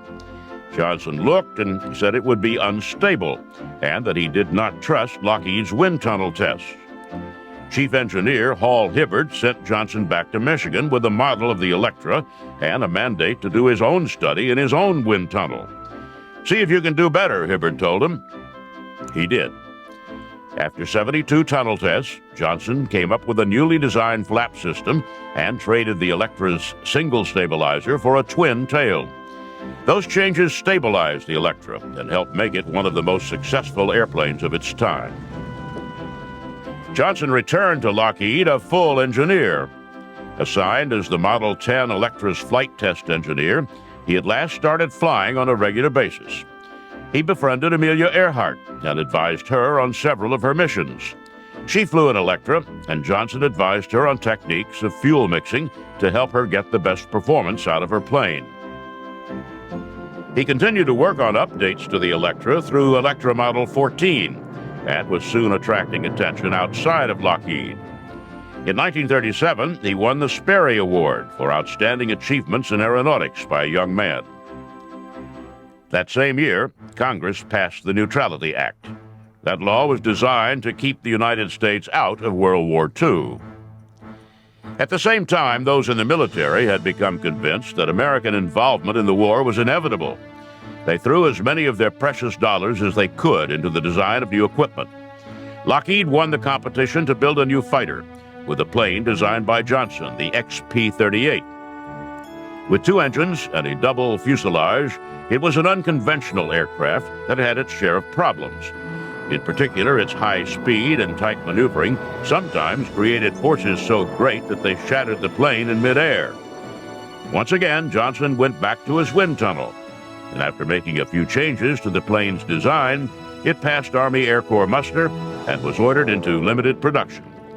Johnson, the designer, was 27 years old. In the late 1930s, Lockheed came back from bankruptcy largely on the strength of its commercial aircraft. The Electra in particular had built a profitable customer base. But if Lockheed was going to grow, it was going to have to build a successful military aircraft business. The P-38 was a start, though when the Army Air Force first awarded the contract, no one knew how many thousands of planes would eventually be built. In 1938, with Europe on the brink of war, the British sent a purchasing commission to the United States in search of military aircraft, particularly a long-distance coastal patrol bomber that could be used to hunt submarines. The commission, scheduled to visit several aircraft manufacturers, did not originally intend to visit Lockheed. Their schedule changed at the last minute, and Lockheed was invited to make a presentation, with only 5 days to prepare. During the 5 days of preparation for the Brits, Johnson showed what he was destined to become famous for: the ability to make something entirely new out of existing components, and to manage a project to completion with a ruthless eye to the deadline. He himself lived by the credo, be quick, be quiet, be on time. He was somebody who believed very much in getting good people and giving them the ability to do what they do best. He also believed in minimizing the number of people working on any one project. In only 5 days, Johnson and his crew not only redesigned the Electra to fit the needs of the Royal Air Force, they also built from scratch a full-scale wooden model of the plane, a civilian transport converted into a medium bomber. The Brits were amazed. They were so impressed by Johnson and his crew, they invited Lockheed executives to England to confer with the Air Ministry. Johnson went along. At the meetings, the British changed the design specifications, necessitating a complete redesign of the aircraft. Johnson locked himself in a London hotel room and in only 72 hours completed the engineering drawings.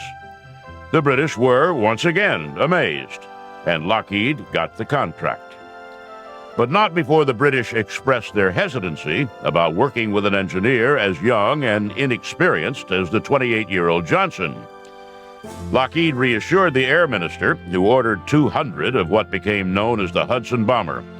It was the largest single order of aircraft ever received by an American manufacturer. And upon the party's return to the United States, Lockheed promoted Johnson to chief engineer. In 1939, the Congress significantly increased the defense budget, and P-38 started rolling off the line in record numbers.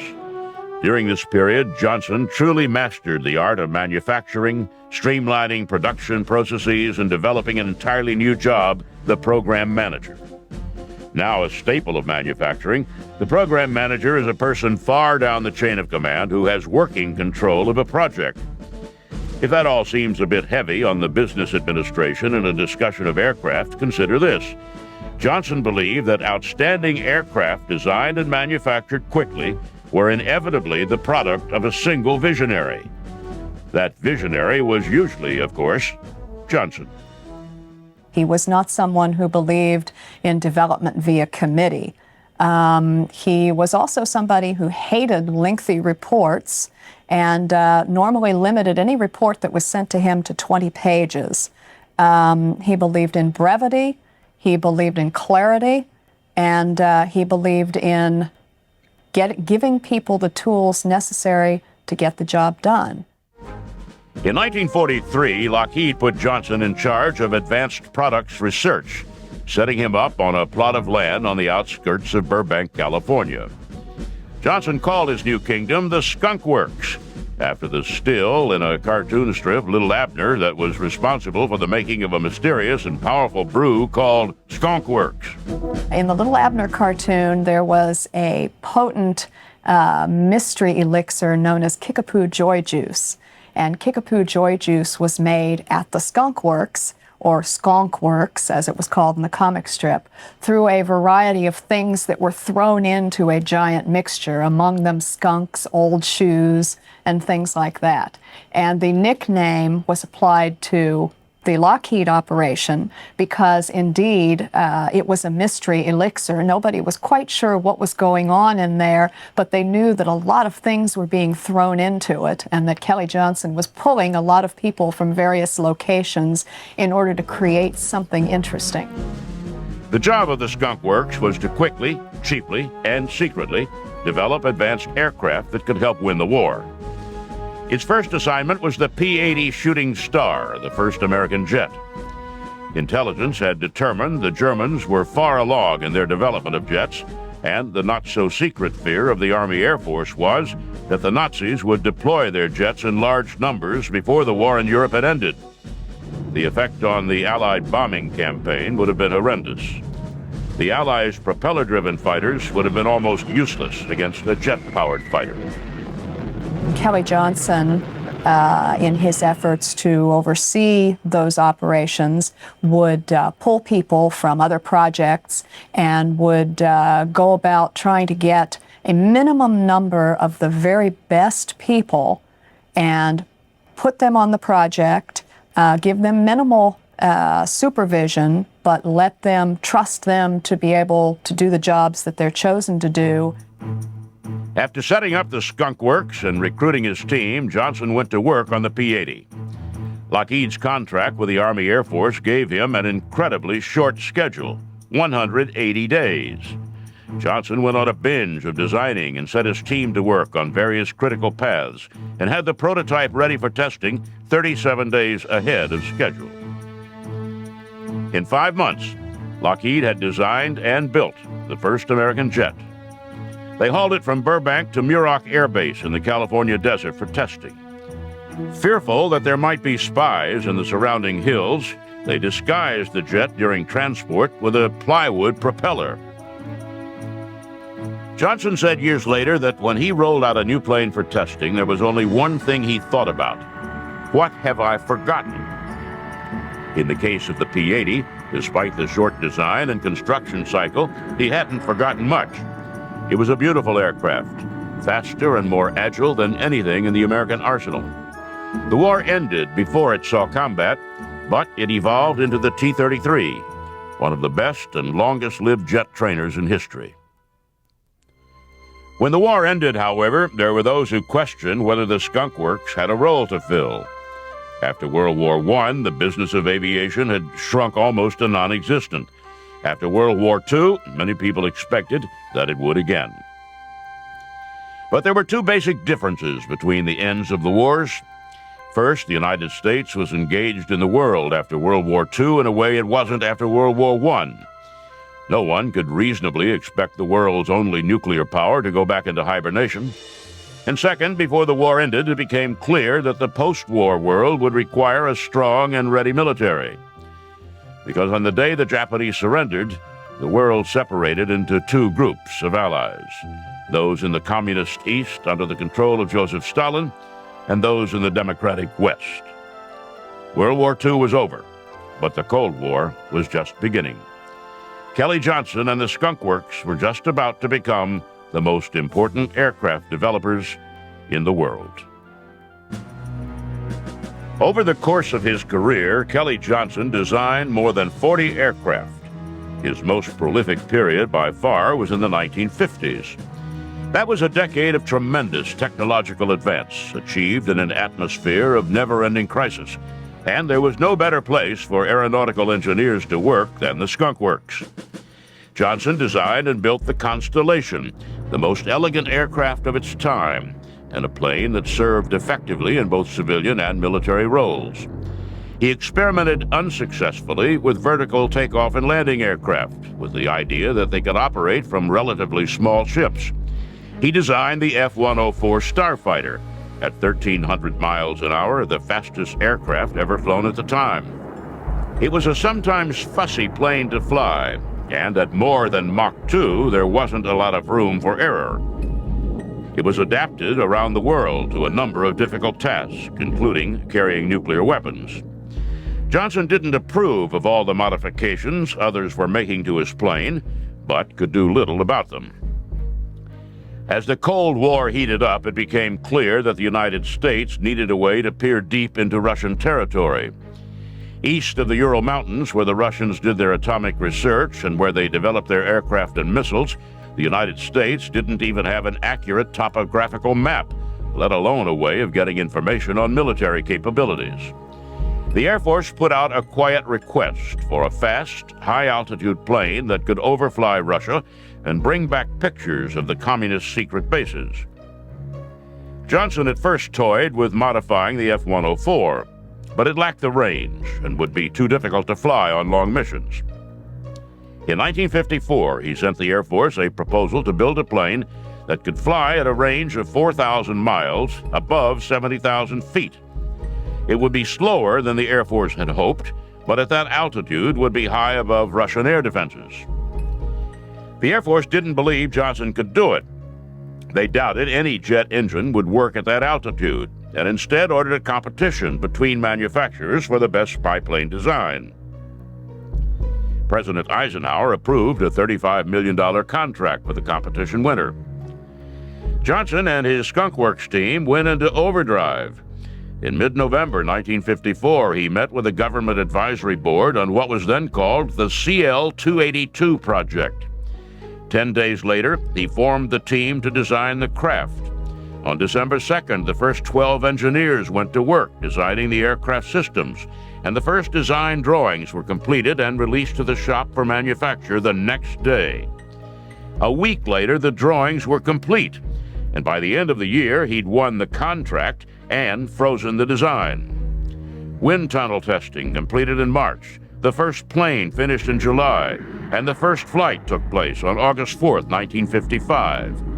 In less than a year, from pipe dream to first flight, Kelly Johnson and the Skunk Works had designed and built a completely new kind of airplane. The U-2 had something of a patched-together quality, to be sure. The first ones cut weight by leaving out the ejection seat, and the balancing wheels on the wings dropped off at takeoff to lose a few more pounds. The engineers were still making modifications on the craft in the summer of 1956, when a young pilot named Francis Gary Powers saw his first U-2 parked on a taxiway at a secret base in Nevada. It had not been built to last, he said years later. Powers was among the pilots who flew spy missions over the Russian heartland in the U-2, and for years it was safely out of range of the Soviets. The planes routinely returned with photographs showing Russian fighters 4 miles below them, coming up for a fight but unable to fly high enough to get a shot off. Eventually, however, the Russians improved their air defenses, and by the time Powers was shot down in 1960, Johnson was already at work on his next-generation spy plane. Johnson, with the U-2s flying with seeming impunity, had gone back to the government to propose a plane that could fly 10,000 feet higher and 4 times as fast as the subsonic U-2. Building a plane that would cruise at Mach 3.2, Johnson said years later, was the hardest thing the Skunk Works ever did. Everything about the plane, Johnson said, had to be invented. In 1960, the Air Force gave the go-ahead for Johnson to develop the A-12, a plane that didn't succeed as an interceptor, but paved the way for its slightly larger sister, the SR-71 Blackbird. Built out of titanium, which is light and could tolerate the 500-degree temperatures that built up as the plane sliced through the atmosphere at more than 3 times the speed of sound, the Blackbirds were like something out of a science fiction movie. The rollout was Johnson's proudest day. It was, he said, the smoothest test flight he'd ever been through. Johnson, who had never been much of a talker, insisted that he was not bothered by the fact that he couldn't talk about his perfect airplane. If I can talk about it, he'd like to say, it's obsolete. But years later, when word of the SR-71 had leaked out and the Air Force had stopped denying its existence, he took joy in its racing from New York to London, a distance of almost 3,500 miles in less than 2 hours. And before the Blackbirds were retired in March 1990, an SR-71 flew across the United States coast to coast in 68 minutes. Kelly Johnson retired from Lockheed in 1975. Even then, he was a presence at the Skunk Works. His 14 rules of effective program management are gospel there and are taught in some of the leading business schools in the world. Johnson even consulted with Lockheed during the development of the F-117 stealth fighter. As an old man, he said that there would come a time when aircraft were no longer relevant. People wouldn't travel for business, he said, because they could sit at their desks and talk to people in Europe by video phone. And on the battlefield, manned aircraft were no longer cost-effective in an age of missiles. Though it hasn't happened yet, don't bet against it. I think his greatest contribution was in the vision that he had for the Skunk Works, for Lockheed, for American aviation, and in his ability to translate that vision into something that other people embraced and believed in and wanted to work toward. To a great extent, his greatest contribution was his ability to get other people to commit to his dream. Kelly Johnson died just before Christmas in 1990. We knew that, over flying Russia for 4 years, that they were making important advances in radar and missiles. And so in 1958, 2 years before Gary Powers was shot down, we decided we'd try to make a follow-on airplane, which became finally the SR-71, to fly higher and 4 times as fast. So that's the connection between the grandfather type and the SR-71. Everyone called him Kelly. And as he reminisced that day about the genesis of his Mach 3 masterpiece, he could have just as easily reflected back on a time when aircraft designers were striving for 200 miles per hour, a time when he landed his first job with the fledgling Lockheed Aircraft Company. In 1932, a small group led by Robert E. Gross had purchased Lockheed out of bankruptcy for $40,000 and staked the company's future on the development of an all-metal, twin-engine transport. Models of the design were sent to the University of Michigan, where a young graduate student named Clarence L. Johnson conducted wind tunnel tests. Although his faculty advisors gave the design a passing grade, he wasn't much impressed, and after he had been hired on as a tool designer at Lockheed in August of 1933, he let Chief Design Engineer Hal Hibbard know about it. Among other things, it'd be directionally unstable, especially with one engine out. A rather presumptuous and certainly unconventional way for a 23-year-old to start his career at the new company, but it was only a hint of what would follow. The son of Swedish immigrants, he'd been nicknamed Kelly by classmates because of his quick temper, stubborn tenacity, and unwillingness to back down from a fight, even against overwhelming odds. Instead of reminding the outspoken young man of his place, Hibbard suggested he go back to the wind tunnel and see if he could improve the design. After 72 test runs, he came up with the solution, an unconventional twin-tail arrangement soon to become a Lockheed trademark. And the Model 10 Electra became the foundation for Lockheed's future growth as various models of the airplane helped revolutionize commercial air transport in the 1930s. With his work on the design, Kelly Johnson became the sixth member of an engineering department in an industry which then couldn't afford specialists. Working often simultaneously as an aerodynamicist, stress analyst, weight, wind tunnel, and flight test engineer, he also put in long hours out in the shop, getting hands-on production experience and learning firsthand the importance of designing producibility into an airplane. It was a real-world education on all phases of design and development that within a decade couldn't be duplicated, and the lessons learned became guideposts for the rest of his career. He flew, for example, as flight test engineer on all models of the Electra, and worked for some of the most notable figures in aviation, such as Amelia Earhart. Out of this experience came his lifelong conviction the designer had to be able to test his own airplane. As he later commented, I decided at an early stage that unless I had hell scared out of me once a year, I wouldn't have the proper balance to really design new airplanes of any type. Kelly Johnson logged more than 2,300 hours as a flight test engineer.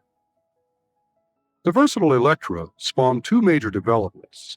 One was the XC-35, a modified Model 10, which in 1937 first demonstrated the practical feasibility of transforming the entire fuselage into a pressurized cabin to permit comfortable high-altitude flight. Johnson was Lockheed's flight test engineer on this project, gaining first-hand experience with problems of pressurization, and more important, with the tremendous possibilities pioneered by this aircraft. Possibilities to which he and Hal Hibbard began to give serious consideration. Meanwhile, the Model 14 Electra incorporated a number of Johnson innovations, such as the first practical application of Fowler flaps, which both increased the wing's lifting surface and served to permit slower, shorter distance landings, an achievement which won him the 1937 Lawrence Sperry Award. In 1938, the high speed and innovative features of the Model 14 attracted British interest in its potential as an anti-submarine patrol plane. But the requirements necessitated a major redesign. Johnson worked around the clock for 3 days, transformed the Model 14 into the Hudson bomber. The British ordered an initial batch of 250 aircraft, at that time the largest production order ever received by an American company. But there would be many more, 2,000 to the RAF alone, out of a total production run of nearly 3,000 airplanes. The Hudson put Lockheed into the big time. But even as production was gearing up, Kelly Johnson and his colleagues were well into other much more ambitious designs. The success of the pressurized XC-35 and the recognition that the next generation of air transports would be much larger, higher-speed, transoceanic aircraft inspired Johnson, Hibbard, and a small design team to lay out the now classic lines of the Model 49 Constellation in 1939. Using his soon-to-be legendary powers of persuasion, he convinced Lockheed to build its own wind tunnel, a decision that paid for itself many times over during the development of this design, as all aerodynamic problems were overcome early on, and not one external change had to be made to the actual aircraft. Hibbard was so impressed by Johnson's wizardry that he swore he could see air. Commercial development of the legendary Connie would be delayed by the war, and it first flew as the Army Air Force's C-69. This, however, provided time to refine the airplane so that at war's end, Lockheed was postured to capture a lion's share of the commercial market, and various models of the elegant Connie would continue to grace the world's airways into the late 1950s. At the time he laid down the basic design of the Constellation, Johnson was already well into another path-breaking project.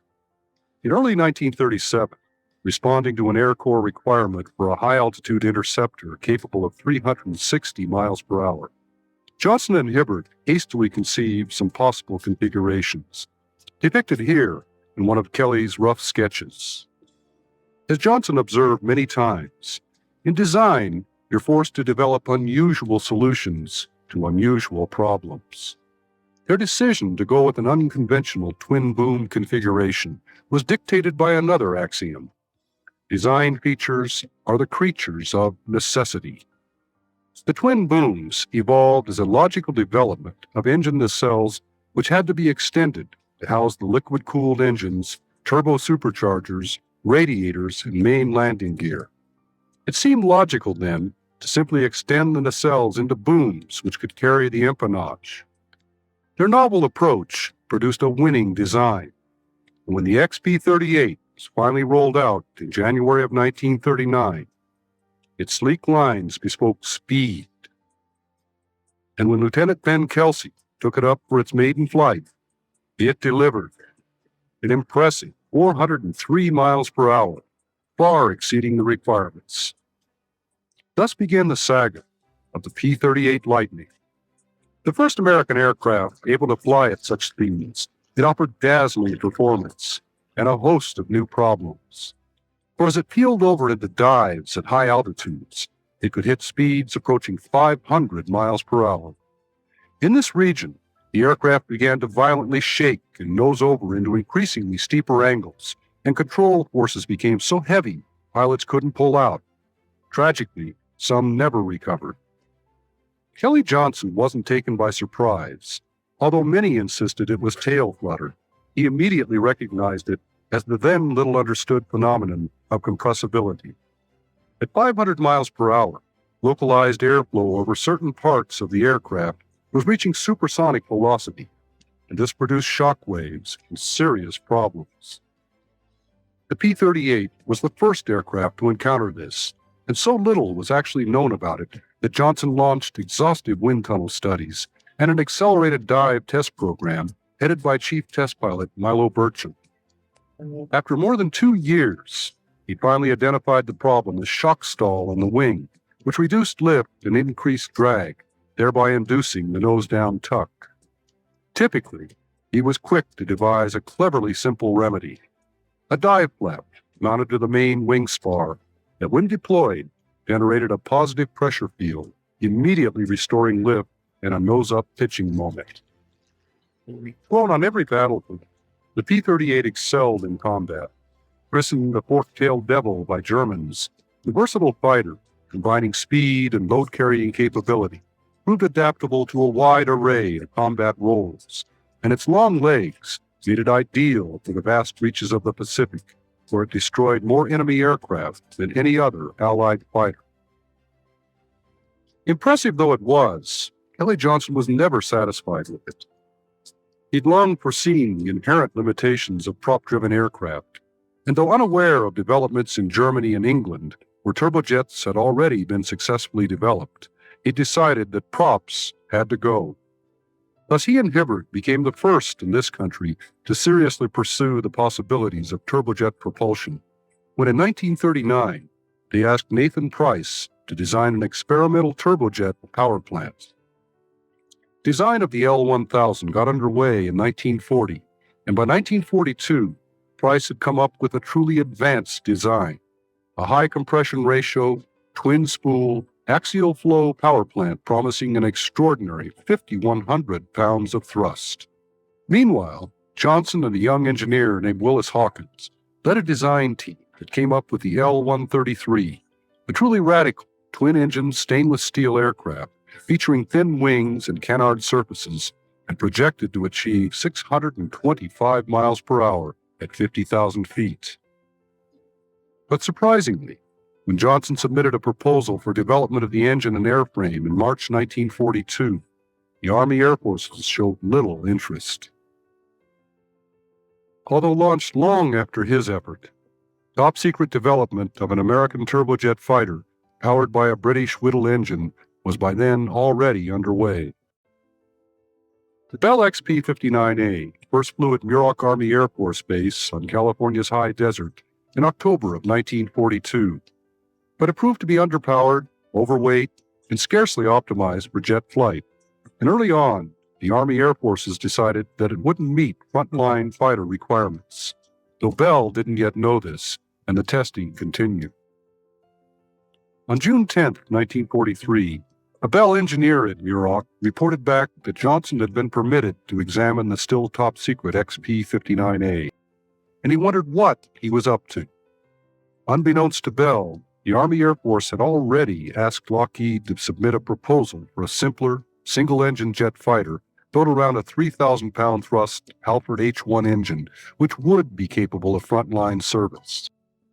Johnson took in a lot that day, but he'd already been wrestling with jet propulsion for nearly 3 years, and he already had a suitable design well in hand. When he made his proposal at Wright Field on June 18th, he made the astounding promise that he'd deliver an aircraft within just 180 days. Getting immediate approval, he was cautioned that the utmost secrecy was required.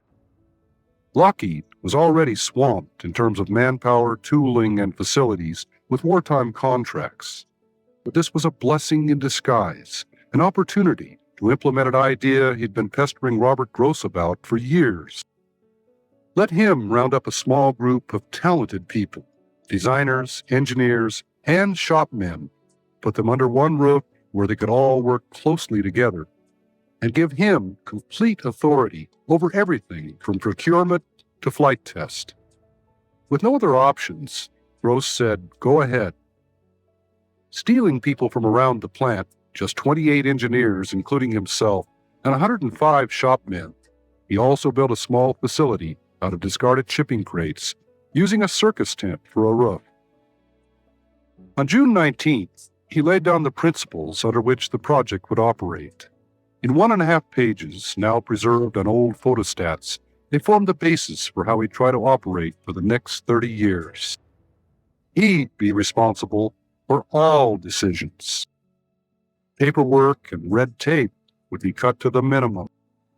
Each engineer would be designer, shop contact, parts chaser, and mechanic, and each would remain within a stone's throw of the shop at all times. There'd be but one object to get a good airplane built on time. The daily log indicates that 2 days later, he laid out the horizontal structure of the organization. No pyramidal, multi-tiered layers of management. Each project engineer and the shop foreman would report directly to him. And in fact, he'd be looking over everyone's shoulder.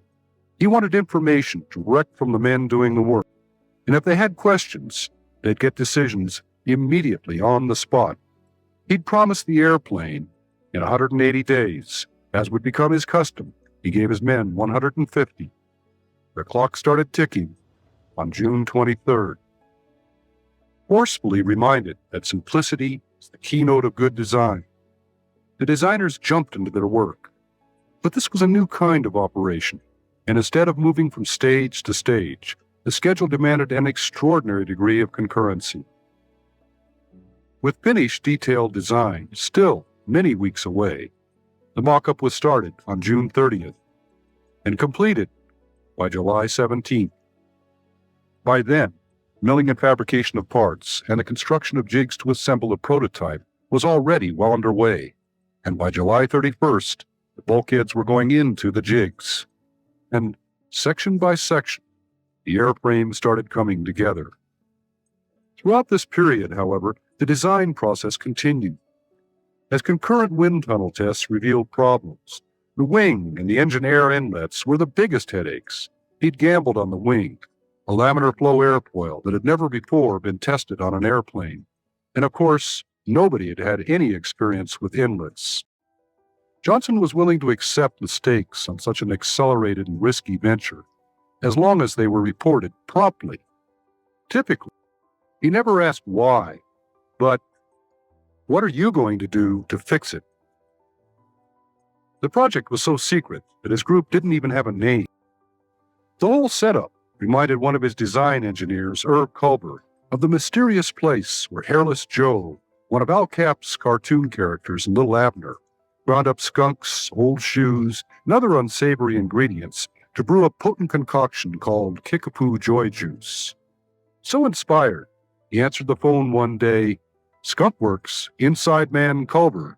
Though Johnson wasn't amused, his organization suddenly had a name that stuck.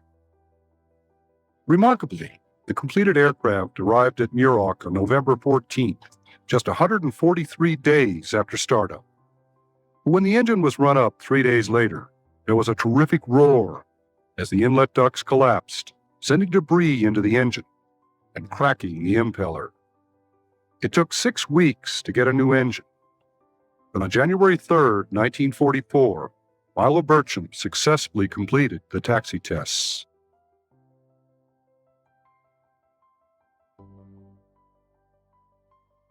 And 5 days later, in the chill of the morning on January 8th, Johnson, in white coveralls, overcoat, and stocking cap, worked intently with his crew preparing for the first flight, as over 100 Skunk Works employees stood atop a hill looking on. He wanted everyone who'd worked on the airplane they now called Lulu Bell be on hand. He told Burcham, "Just fly her, Milo. Find out if she's a lady or a witch." 9:15, he took off.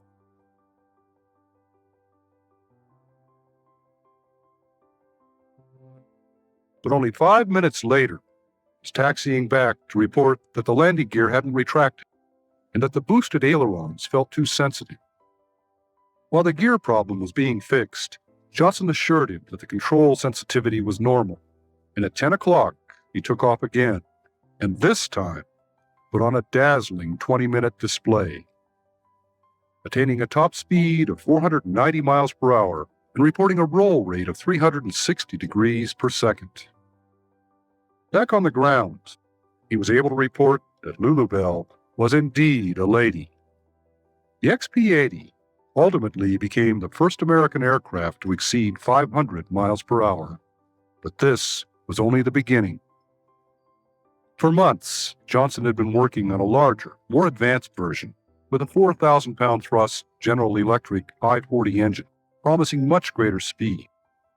He promised the XP-80A just 150 days and delivered it in 132. But as Tony LeVere taxied in after the first flight on June 10th, he'd had a few surprises. Center of gravity miscalculations had caused porpoising. A faulty pressurization valve had channeled 325-degree engine bleed air into the cockpit. And malfunctioning flaps put the airplane into violent rolls. Only his superb flying skills allowed him to bring it back, and Johnson was so grateful he doubled LeVere's bonus, a gesture pointing up the special relationship between them, and indeed between Kelly Johnson and all of his test pilots. Unlike so many of his peers, Johnson both understood and appreciated what his pilots did. He flew with them whenever possible, shared their concerns, always listened, and then acted on their recommendations. The XP-80A's problems were quickly remedied, and it went on to become the prototype for America's first operational jet fighter. Though it wouldn't enter combat in World War II, the P-80 Shooting Star would deliver awesome performance. In January of 1946, for example, Colonel William Council completed the first non-stop transcontinental jet flight covering 2,450 miles in a record 4 hours and 13 minutes, at an average speed of 580 miles per hour. In June of 1947, flying a specially modified P-80R, Colonel Albert Boyd completed 4 runs over a speed course at Muroc, averaging 623 miles per hour, and reclaiming the world speed record for the United States for the first time in 24 years. And over Korea in November of 1950, a shooting star put down a MiG-15 in history's first all-jet combat. And amply confirming Johnson's methods and his insistence on simplicity, the P-80 would give birth to a number of progeny. Shrewdly sensing the need for a jet trainer, Johnson gambled $1 million of Lockheed money on the development of an F-80C airframe into a 2-seat configuration, which after its first flight in March of 1948 was transformed into the classic T-33, an airplane affectionately called the T-Bird, which would serve as the standard jet trainer for legions of student pilots around the world for the next 3 decades.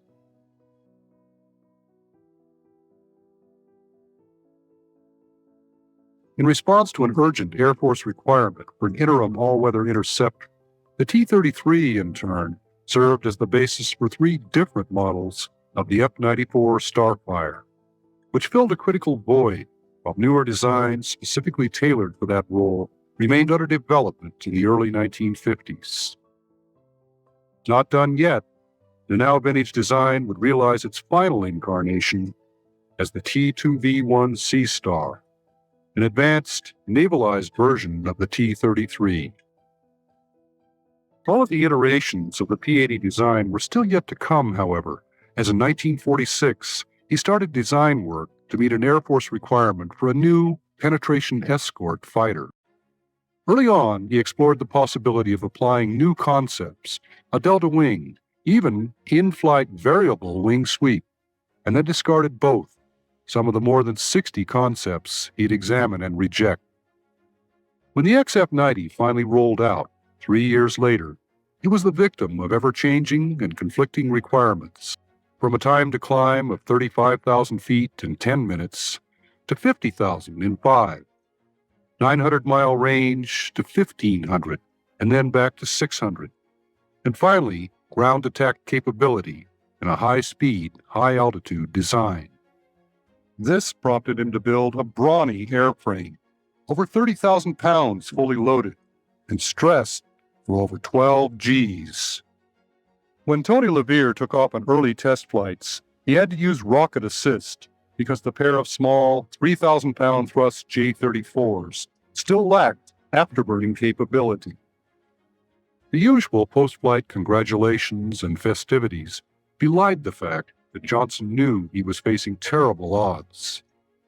With the same pair of inadequate engines as their principal rival, the McDonnell XF-88, yet half again as heavy because the 88 hadn't been beefed up for ground attack, Johnson's airplane was bound to suffer performance-wise. It was overweight and underpowered, and even when afterburning was finally added, boosting combined thrust up to more than 8,000 pounds, its top speed in level flight was only 668 miles per hour, slower than existing operational F-86s. It achieved one distinction, however, when in April 1950, LeVere pushed over into a steep dive, and it became the first Lockheed airplane to exceed the speed of sound. With performance no better than the XF-90s, the McDonnell entry won the competition, but neither design went into production. The whole ordeal taught Johnson never again to take on a job unless the requirements were both well-defined and firm. Even though a failure, the XF-90 went on to demonstrate that he certainly knew how to build a rugged airframe, as in April 1952, it survived the first of a series of atomic blasts, suffering only 20 hours worth of repair work. Meanwhile, Johnson was completing work on a much more unconventional airplane.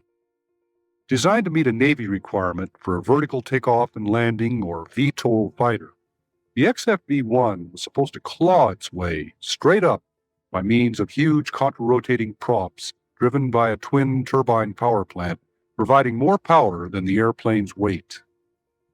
Engine development lagged, however, and after test pilot Herman Fish Salmon first lifted off from the lake bed at what was now called Edwards Air Force Base in December 1953. The underpowered XFV-1 continued to rely on its makeshift landing gear for all takeoffs and landings. Once aloft, however, Salmon was able to demonstrate that it could make satisfactory transitions from horizontal to vertical flight, and that it could hover in the vertical attitude. But lacking the promised power, explaining in his words that it's awful hard to fly an airplane looking over your shoulder, Salmon wasn't eager to attempt vertical liftoffs or touchdowns. Neither was Johnson, who, believing a designer shouldn't be afraid to fly his own airplane, had the integrity to recommend cancellation of the whole project. By that time, however, he already had a much more promising design on the ramp at Edwards. When Tony LeVere first saw it, he asked incredulously where the wings were. But those tiny, blade-thin wings and everything else about the XF-104 were actually the product of years of careful thought, effort, and Johnson's determination this time to employ his Skunk Works methods. Back in 1947, he'd modified a P-80 with wingtip-mounted ramjets, and with fish salmon at the controls, became the first piloted aircraft to fly on ramjet power alone. These tests supported a major Skunk Works type of effort to explore a whole new realm. At a time when missile and guidance system technologies were still in their infancy, Johnson's team had to design a pilotless Mach 3 testbed to further explore ramjet technology. The X-7 was the product of their efforts, and its tiny, thin, slightly tapered wings, Johnson's solution to the problems of high Mach flight, had been thoroughly tested on rockets and with scale models. The X-7 first flew in April 1951, and went on to a remarkable career. Launched from a B-29, boosted to high speed by powerful rockets, and then flying on various ramjets under test, it ultimately exceeded Mach 4 and climbed well above 100,000 feet. Thus those small, thin wings were already more than just a theory. Johnson visited the Korean battlefront in 1951.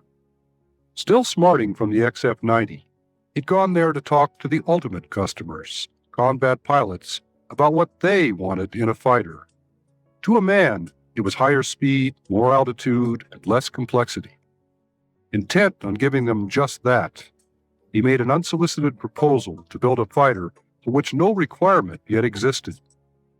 When he promised Mach 2 with 60,000 feet and a simple, lightweight fighter, Colonel Bruce Holloway stepped into the next room and within 2 hours returned with a short 1.5-page list of requirements. This time, the firm, straightforward requirement, Johnson returned to his favorite Skunk Works mode of operation, and less than a year later, February of 1954, Tony LeVere lifted the XF-104 from the lake bed for its first flight. Though configured with a much lower thrust engine than the powerful J-79 scheduled for the production model, the XF-104 was still faster than any other fighter in the world. But Johnson had produced more than just a dazzling performer. Fanatical about costs and producibility, while design of the prototypes was still underway, he'd set up a small group of engineers to find the cheapest and most efficient way to produce each part of the production airplane, an innovation which would result in savings of about $12,000 per aircraft and millions for his customers. When the press finally got to see the F-104, they called it the missile with a man in it, and they weren't far off the mark. The first Mach 2 operational aircraft in the world, it would go on to shatter every significant record on the books. 91,000 feet and 1,400 miles per hour in May of 1958, making it the first aircraft ever to hold both the world altitude and speed marks simultaneously. 3 time-to-climb records later that year, and in 1959, became the first airplane taking off on its own power ever to climb above 100,000 feet, as Captain Joe Jordan zoomed up over 103,000 feet. This kind of performance clinched the 1958 Collier Trophy for Johnson. While the Starfighter was capturing headlines with record-breaking performances, another, much more exotic Johnson design was unbeknownst to all but a few, almost daily cruising in level flight at altitudes far beyond any official records. It had been born of the massive arms buildup of the early 50s, when U.S. intelligence agencies urgently needed confirmation of reports of major Soviet advances in intercontinental range bombers and ballistic missiles. The decision to proceed with overflights led to a design competition for a reconnaissance aircraft capable of 70,000 feet. While Lockheed hadn't been invited to participate, Johnson had caught wind of it and hastily submitted a proposal to build the CL-282, essentially a modified F-104 with a wide-span, high-aspect ratio wing. Though it lost out to the Bell X-16, Kelly Johnson wasn't about to quit. Over the years, he'd gotten to know a lot of people in high places, and he developed consummate lobbying skills. With a revised design and promising an airplane within just 8 months, he got the go-ahead to produce 20 aircraft for $22 million. The project, codenamed Aquatone, was directed by the CIA's Richard Bissell, who found the Skunk Works' streamlined, informal method of getting things done much to his liking.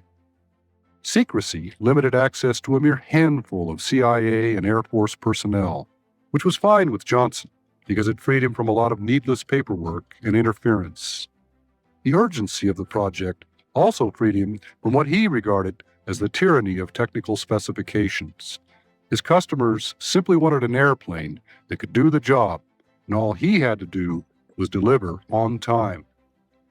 While the article, as it was called, was a relatively conventional design, the extreme altitudes at which it was supposed to operate imposed severe demands. Forced to ruthlessly cut weight, he reduced structural components to the minimum and designed delicate, lighter-like wings spanning 80 feet, weighing less than 4 pounds per square foot. The fragile airframe was designed around a special high-altitude version of the J-57 engine, virtually hand-built to extremely high tolerances and originally producing 10,500 pounds of thrust.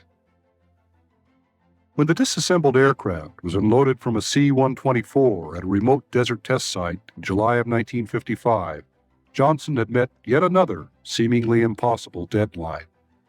After reassembly, it was rolled out into daylight for the first time, painstakingly prepared for its taxi tests. On August 1st, as he had so many times in the past, Tony LeVere climbed into the cockpit. During his third run that day, he suddenly noticed that he was more than 30 feet off the ground. Coming down hard, the tires blew and the brakes failed and caught fire. Reporting afterwards, he explained that at 70 knots, I became aware of being airborne, which left me with utter amazement, as I had no intentions whatsoever of flying. Those fragile wings had more than enough lift. He completed the first real flight 4 days later, and on a subsequent flight reported that the aircraft climbed toward the heavens like a homesick angel. To conceal its true purpose, the Angel was given the misleading official designation U-2, and a cover story was released to the effect that it was being developed as a high-altitude research vehicle for the National Advisory Committee for Aeronautics. While it would perform this role admirably, tests focused on preparing the U-2 for its real mission, carry 700 pounds of high-resolution camera equipment up to altitudes then beyond any air defense capabilities. And in July 1956, just 11 months after first flight, it commenced its clandestine operational career. Climbing to well above 70,000 feet as fuel burned off, U-2 successfully completed flights over denied areas and brought back the first hard data on the status of Soviet military preparedness and the true extent of its intercontinental ballistic missile program. Called the Dragon Lady by its pilots because it reminded them of the beautiful, mysterious, and sometimes treacherous character in the Terry and the Pirates cartoon strip. It flew with virtual impunity for 4 years, until that day, in May of 1960, Francis Gary Powers was shot down by a surface-to-air missile. While deep penetration of Soviet airspace came to a halt, the U-2 continued to overfly hotspots around the world, such as in 1962, when it confirmed the existence of missile launch sites in Cuba.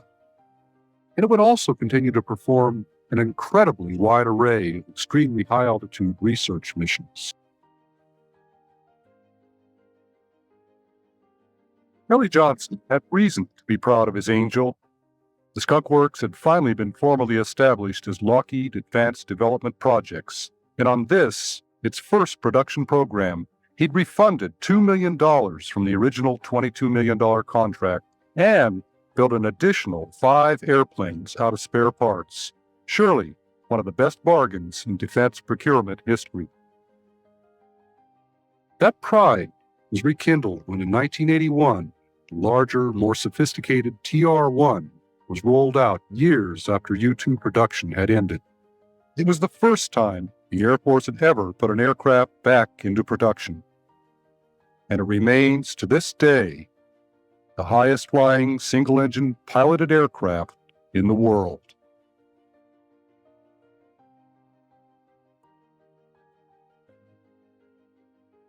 Back in December of 1956, the Skunk Works' remarkable performance on the U-2 had convinced Lockheed to give Johnson the job of designing and developing prototypes for a small military jet transport.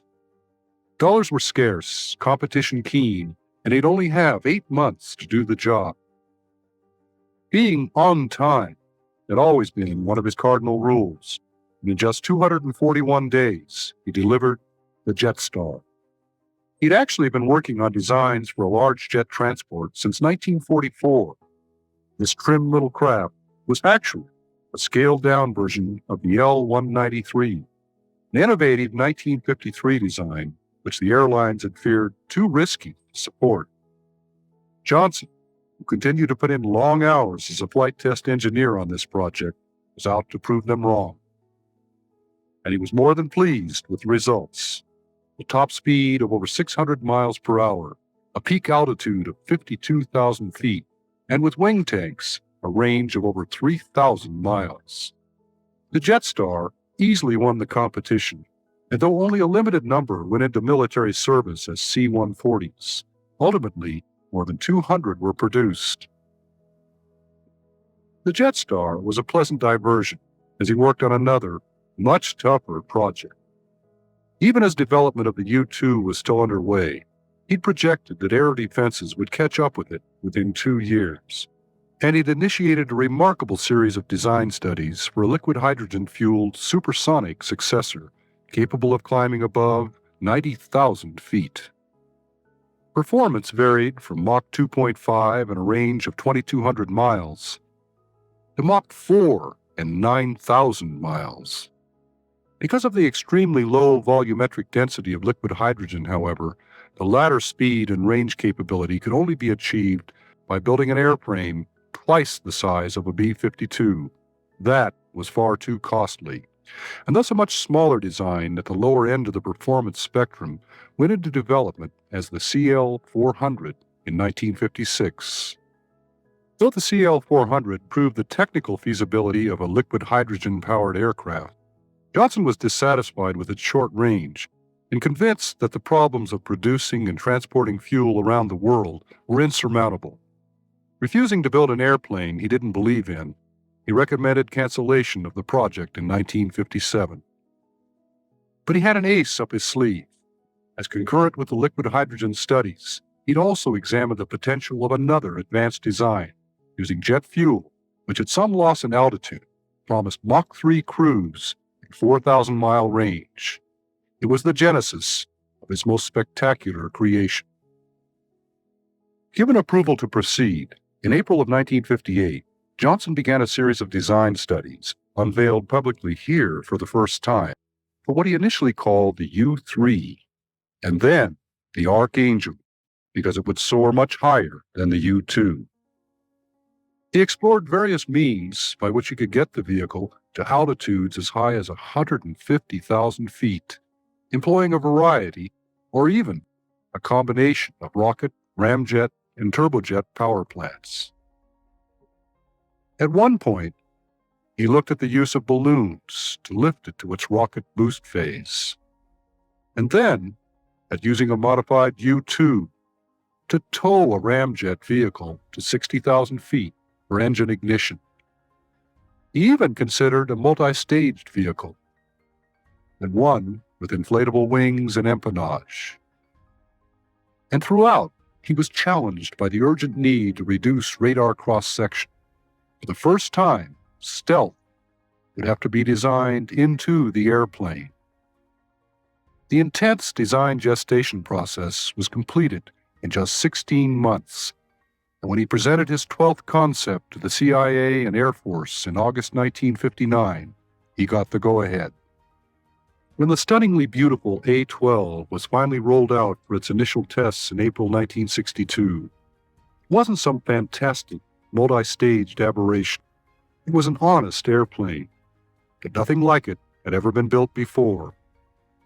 Ironically codenamed Oxcart and designed for sustained Mach 3.2 cruise at altitudes between 75 and 95,000 feet, it posed by far the greatest challenge of Johnson's career, as everything from structural materials to hydraulic fluid and fuels had to be invented from scratch.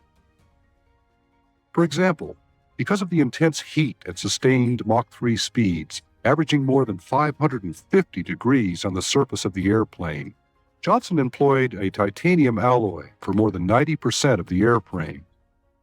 But no one had ever before attempted to process such quantities of the extremely hard metal to the purity and strength levels required. Thus, new forging and milling processes had to be invented and perfected. When the thin titanium skin on a wing panel shriveled up during heating tests, Johnson separated the panels from the wing spars with extrusions and put the now famous corrugations in the skin. When heated thereafter, corrugations merely deepened a few thousandths of an inch and on cooling returned to their original shape. Common sense solution to a difficult problem. There were literally thousands of such problems to overcome, and as always, Johnson stayed on top of all of them, looking over people's shoulders, asking lots of questions, always the best way, in his view, to get people to solve problems. And he continued to amaze everyone with, for example, on-the-spot predictions of skin temperatures, which after hours of calculation, they'd find were within 1 or 2 degrees of the exact figure. The whole effort, completed in absolute secrecy with an incredibly small group of people, was all the more remarkable because it was done without the benefit of computers. As Johnson later recalled, when you think back to 1958, when the basic design work on the prototypes for this airplane was being designed and built, we had to make use of the Michigan computer, which is a 12-inch slide rule, and it did its job quite well. All of this prodigious effort was about to come to fruition when on April 25, 1962, preparations for high-speed taxi and an initial brief liftoff were completed. But as Lou Schock sped down the runway, he encountered nose-wheel steering problems and had to kick in heavy right rudder. Then, as Johnson wrote in his log, the aircraft got off the ground. There was an immediate change of rudder angle. This set up lateral oscillations which were horrible to see. Schock was lucky to get the airplane back on the ground. The problem was fixed post-haste, and the next day, he completed the first unofficial flight with the gear down.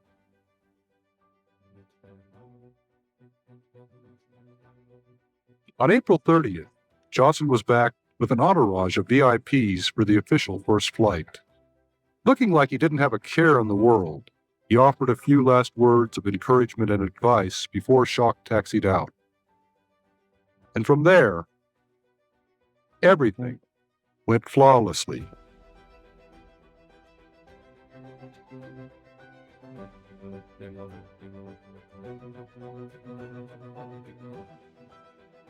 "59 minutes later, Schock was back on the ground, welcomed by an elated Kelly Johnson. and the small, awestruck assembly just witnessed something very special. Limited by interim J-75 engines, the A-12 didn't begin to realize its full potential until after the Pratt & Whitney J-58s, for which it was designed, finally arrived in January 1963. At 32,500 pounds of thrust, the J-58 was every bit as exotic as the airplane itself. In combination with an extremely complex inlet and exhaust ejector system, it operated as a normal afterburning turbojet up to speeds of about 1,600 miles per hour, and then shifted to bleed bypass cycle, with the inlet actually providing most of the thrust at Mach 3 cruise.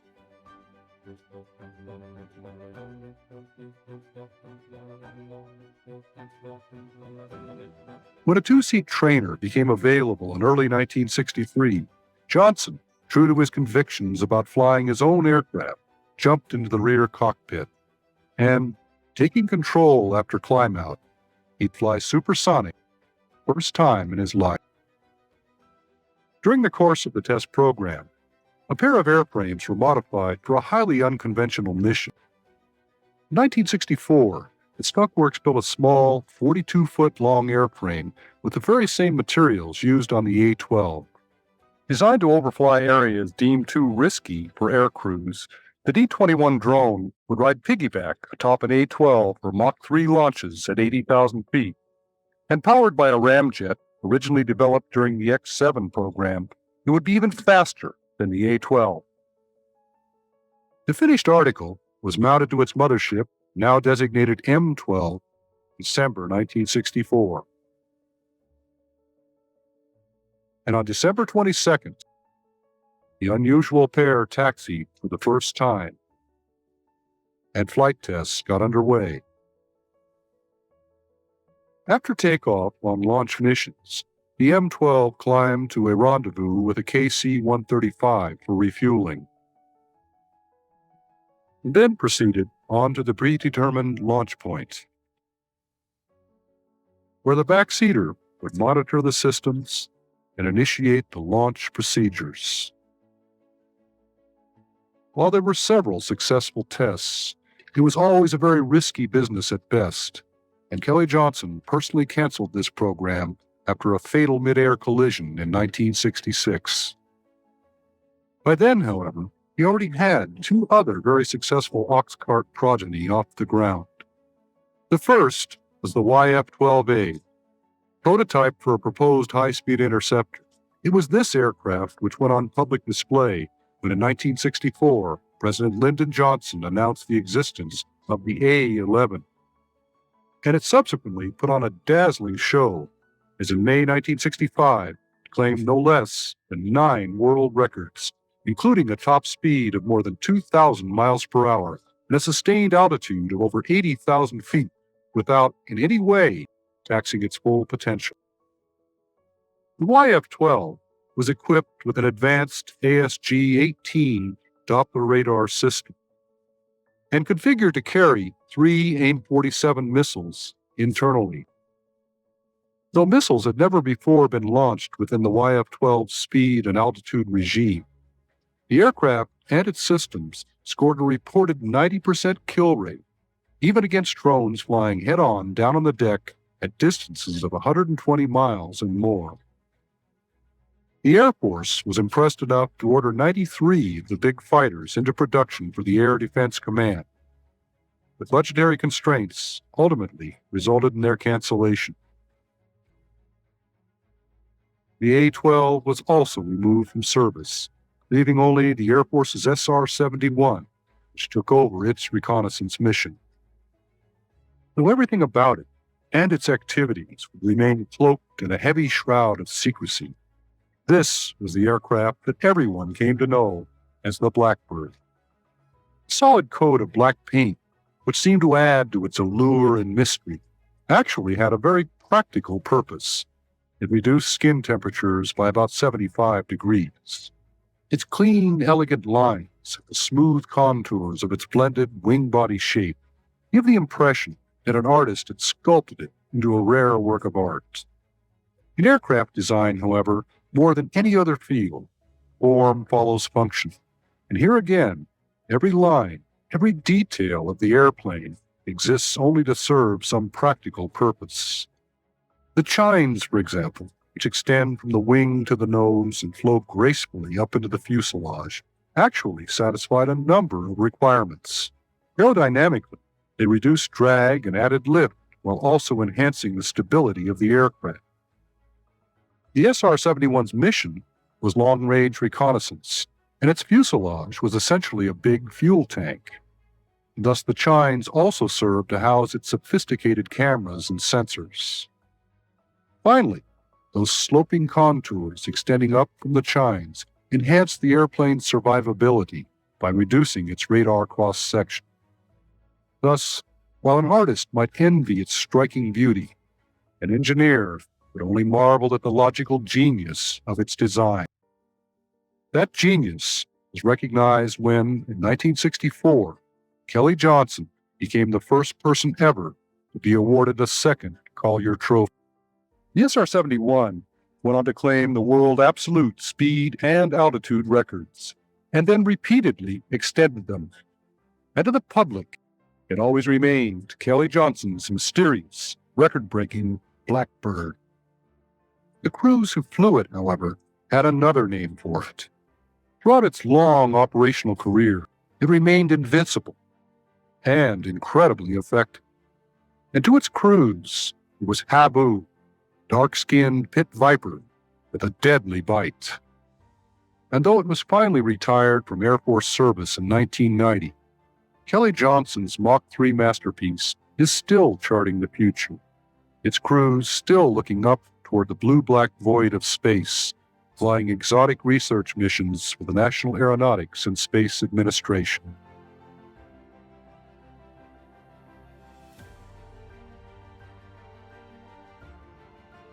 When he retired in 1975, Kelly Johnson had been on the cutting edge of an advance from 200 to more than 2,000 miles per hour.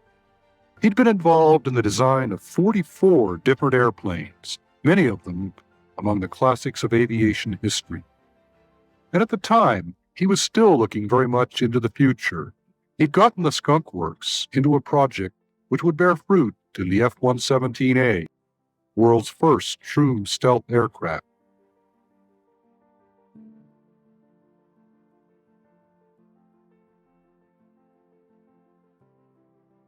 And he'd left a legacy which would leave its mark on the future.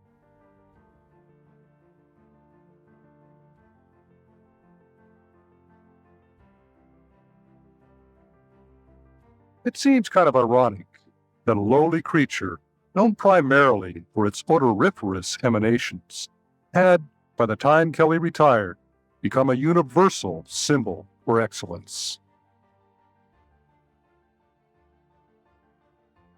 He had a remarkable capacity to take a complex problem, reduce it to its simplest components, and then take the most direct and sensible approach to its solution.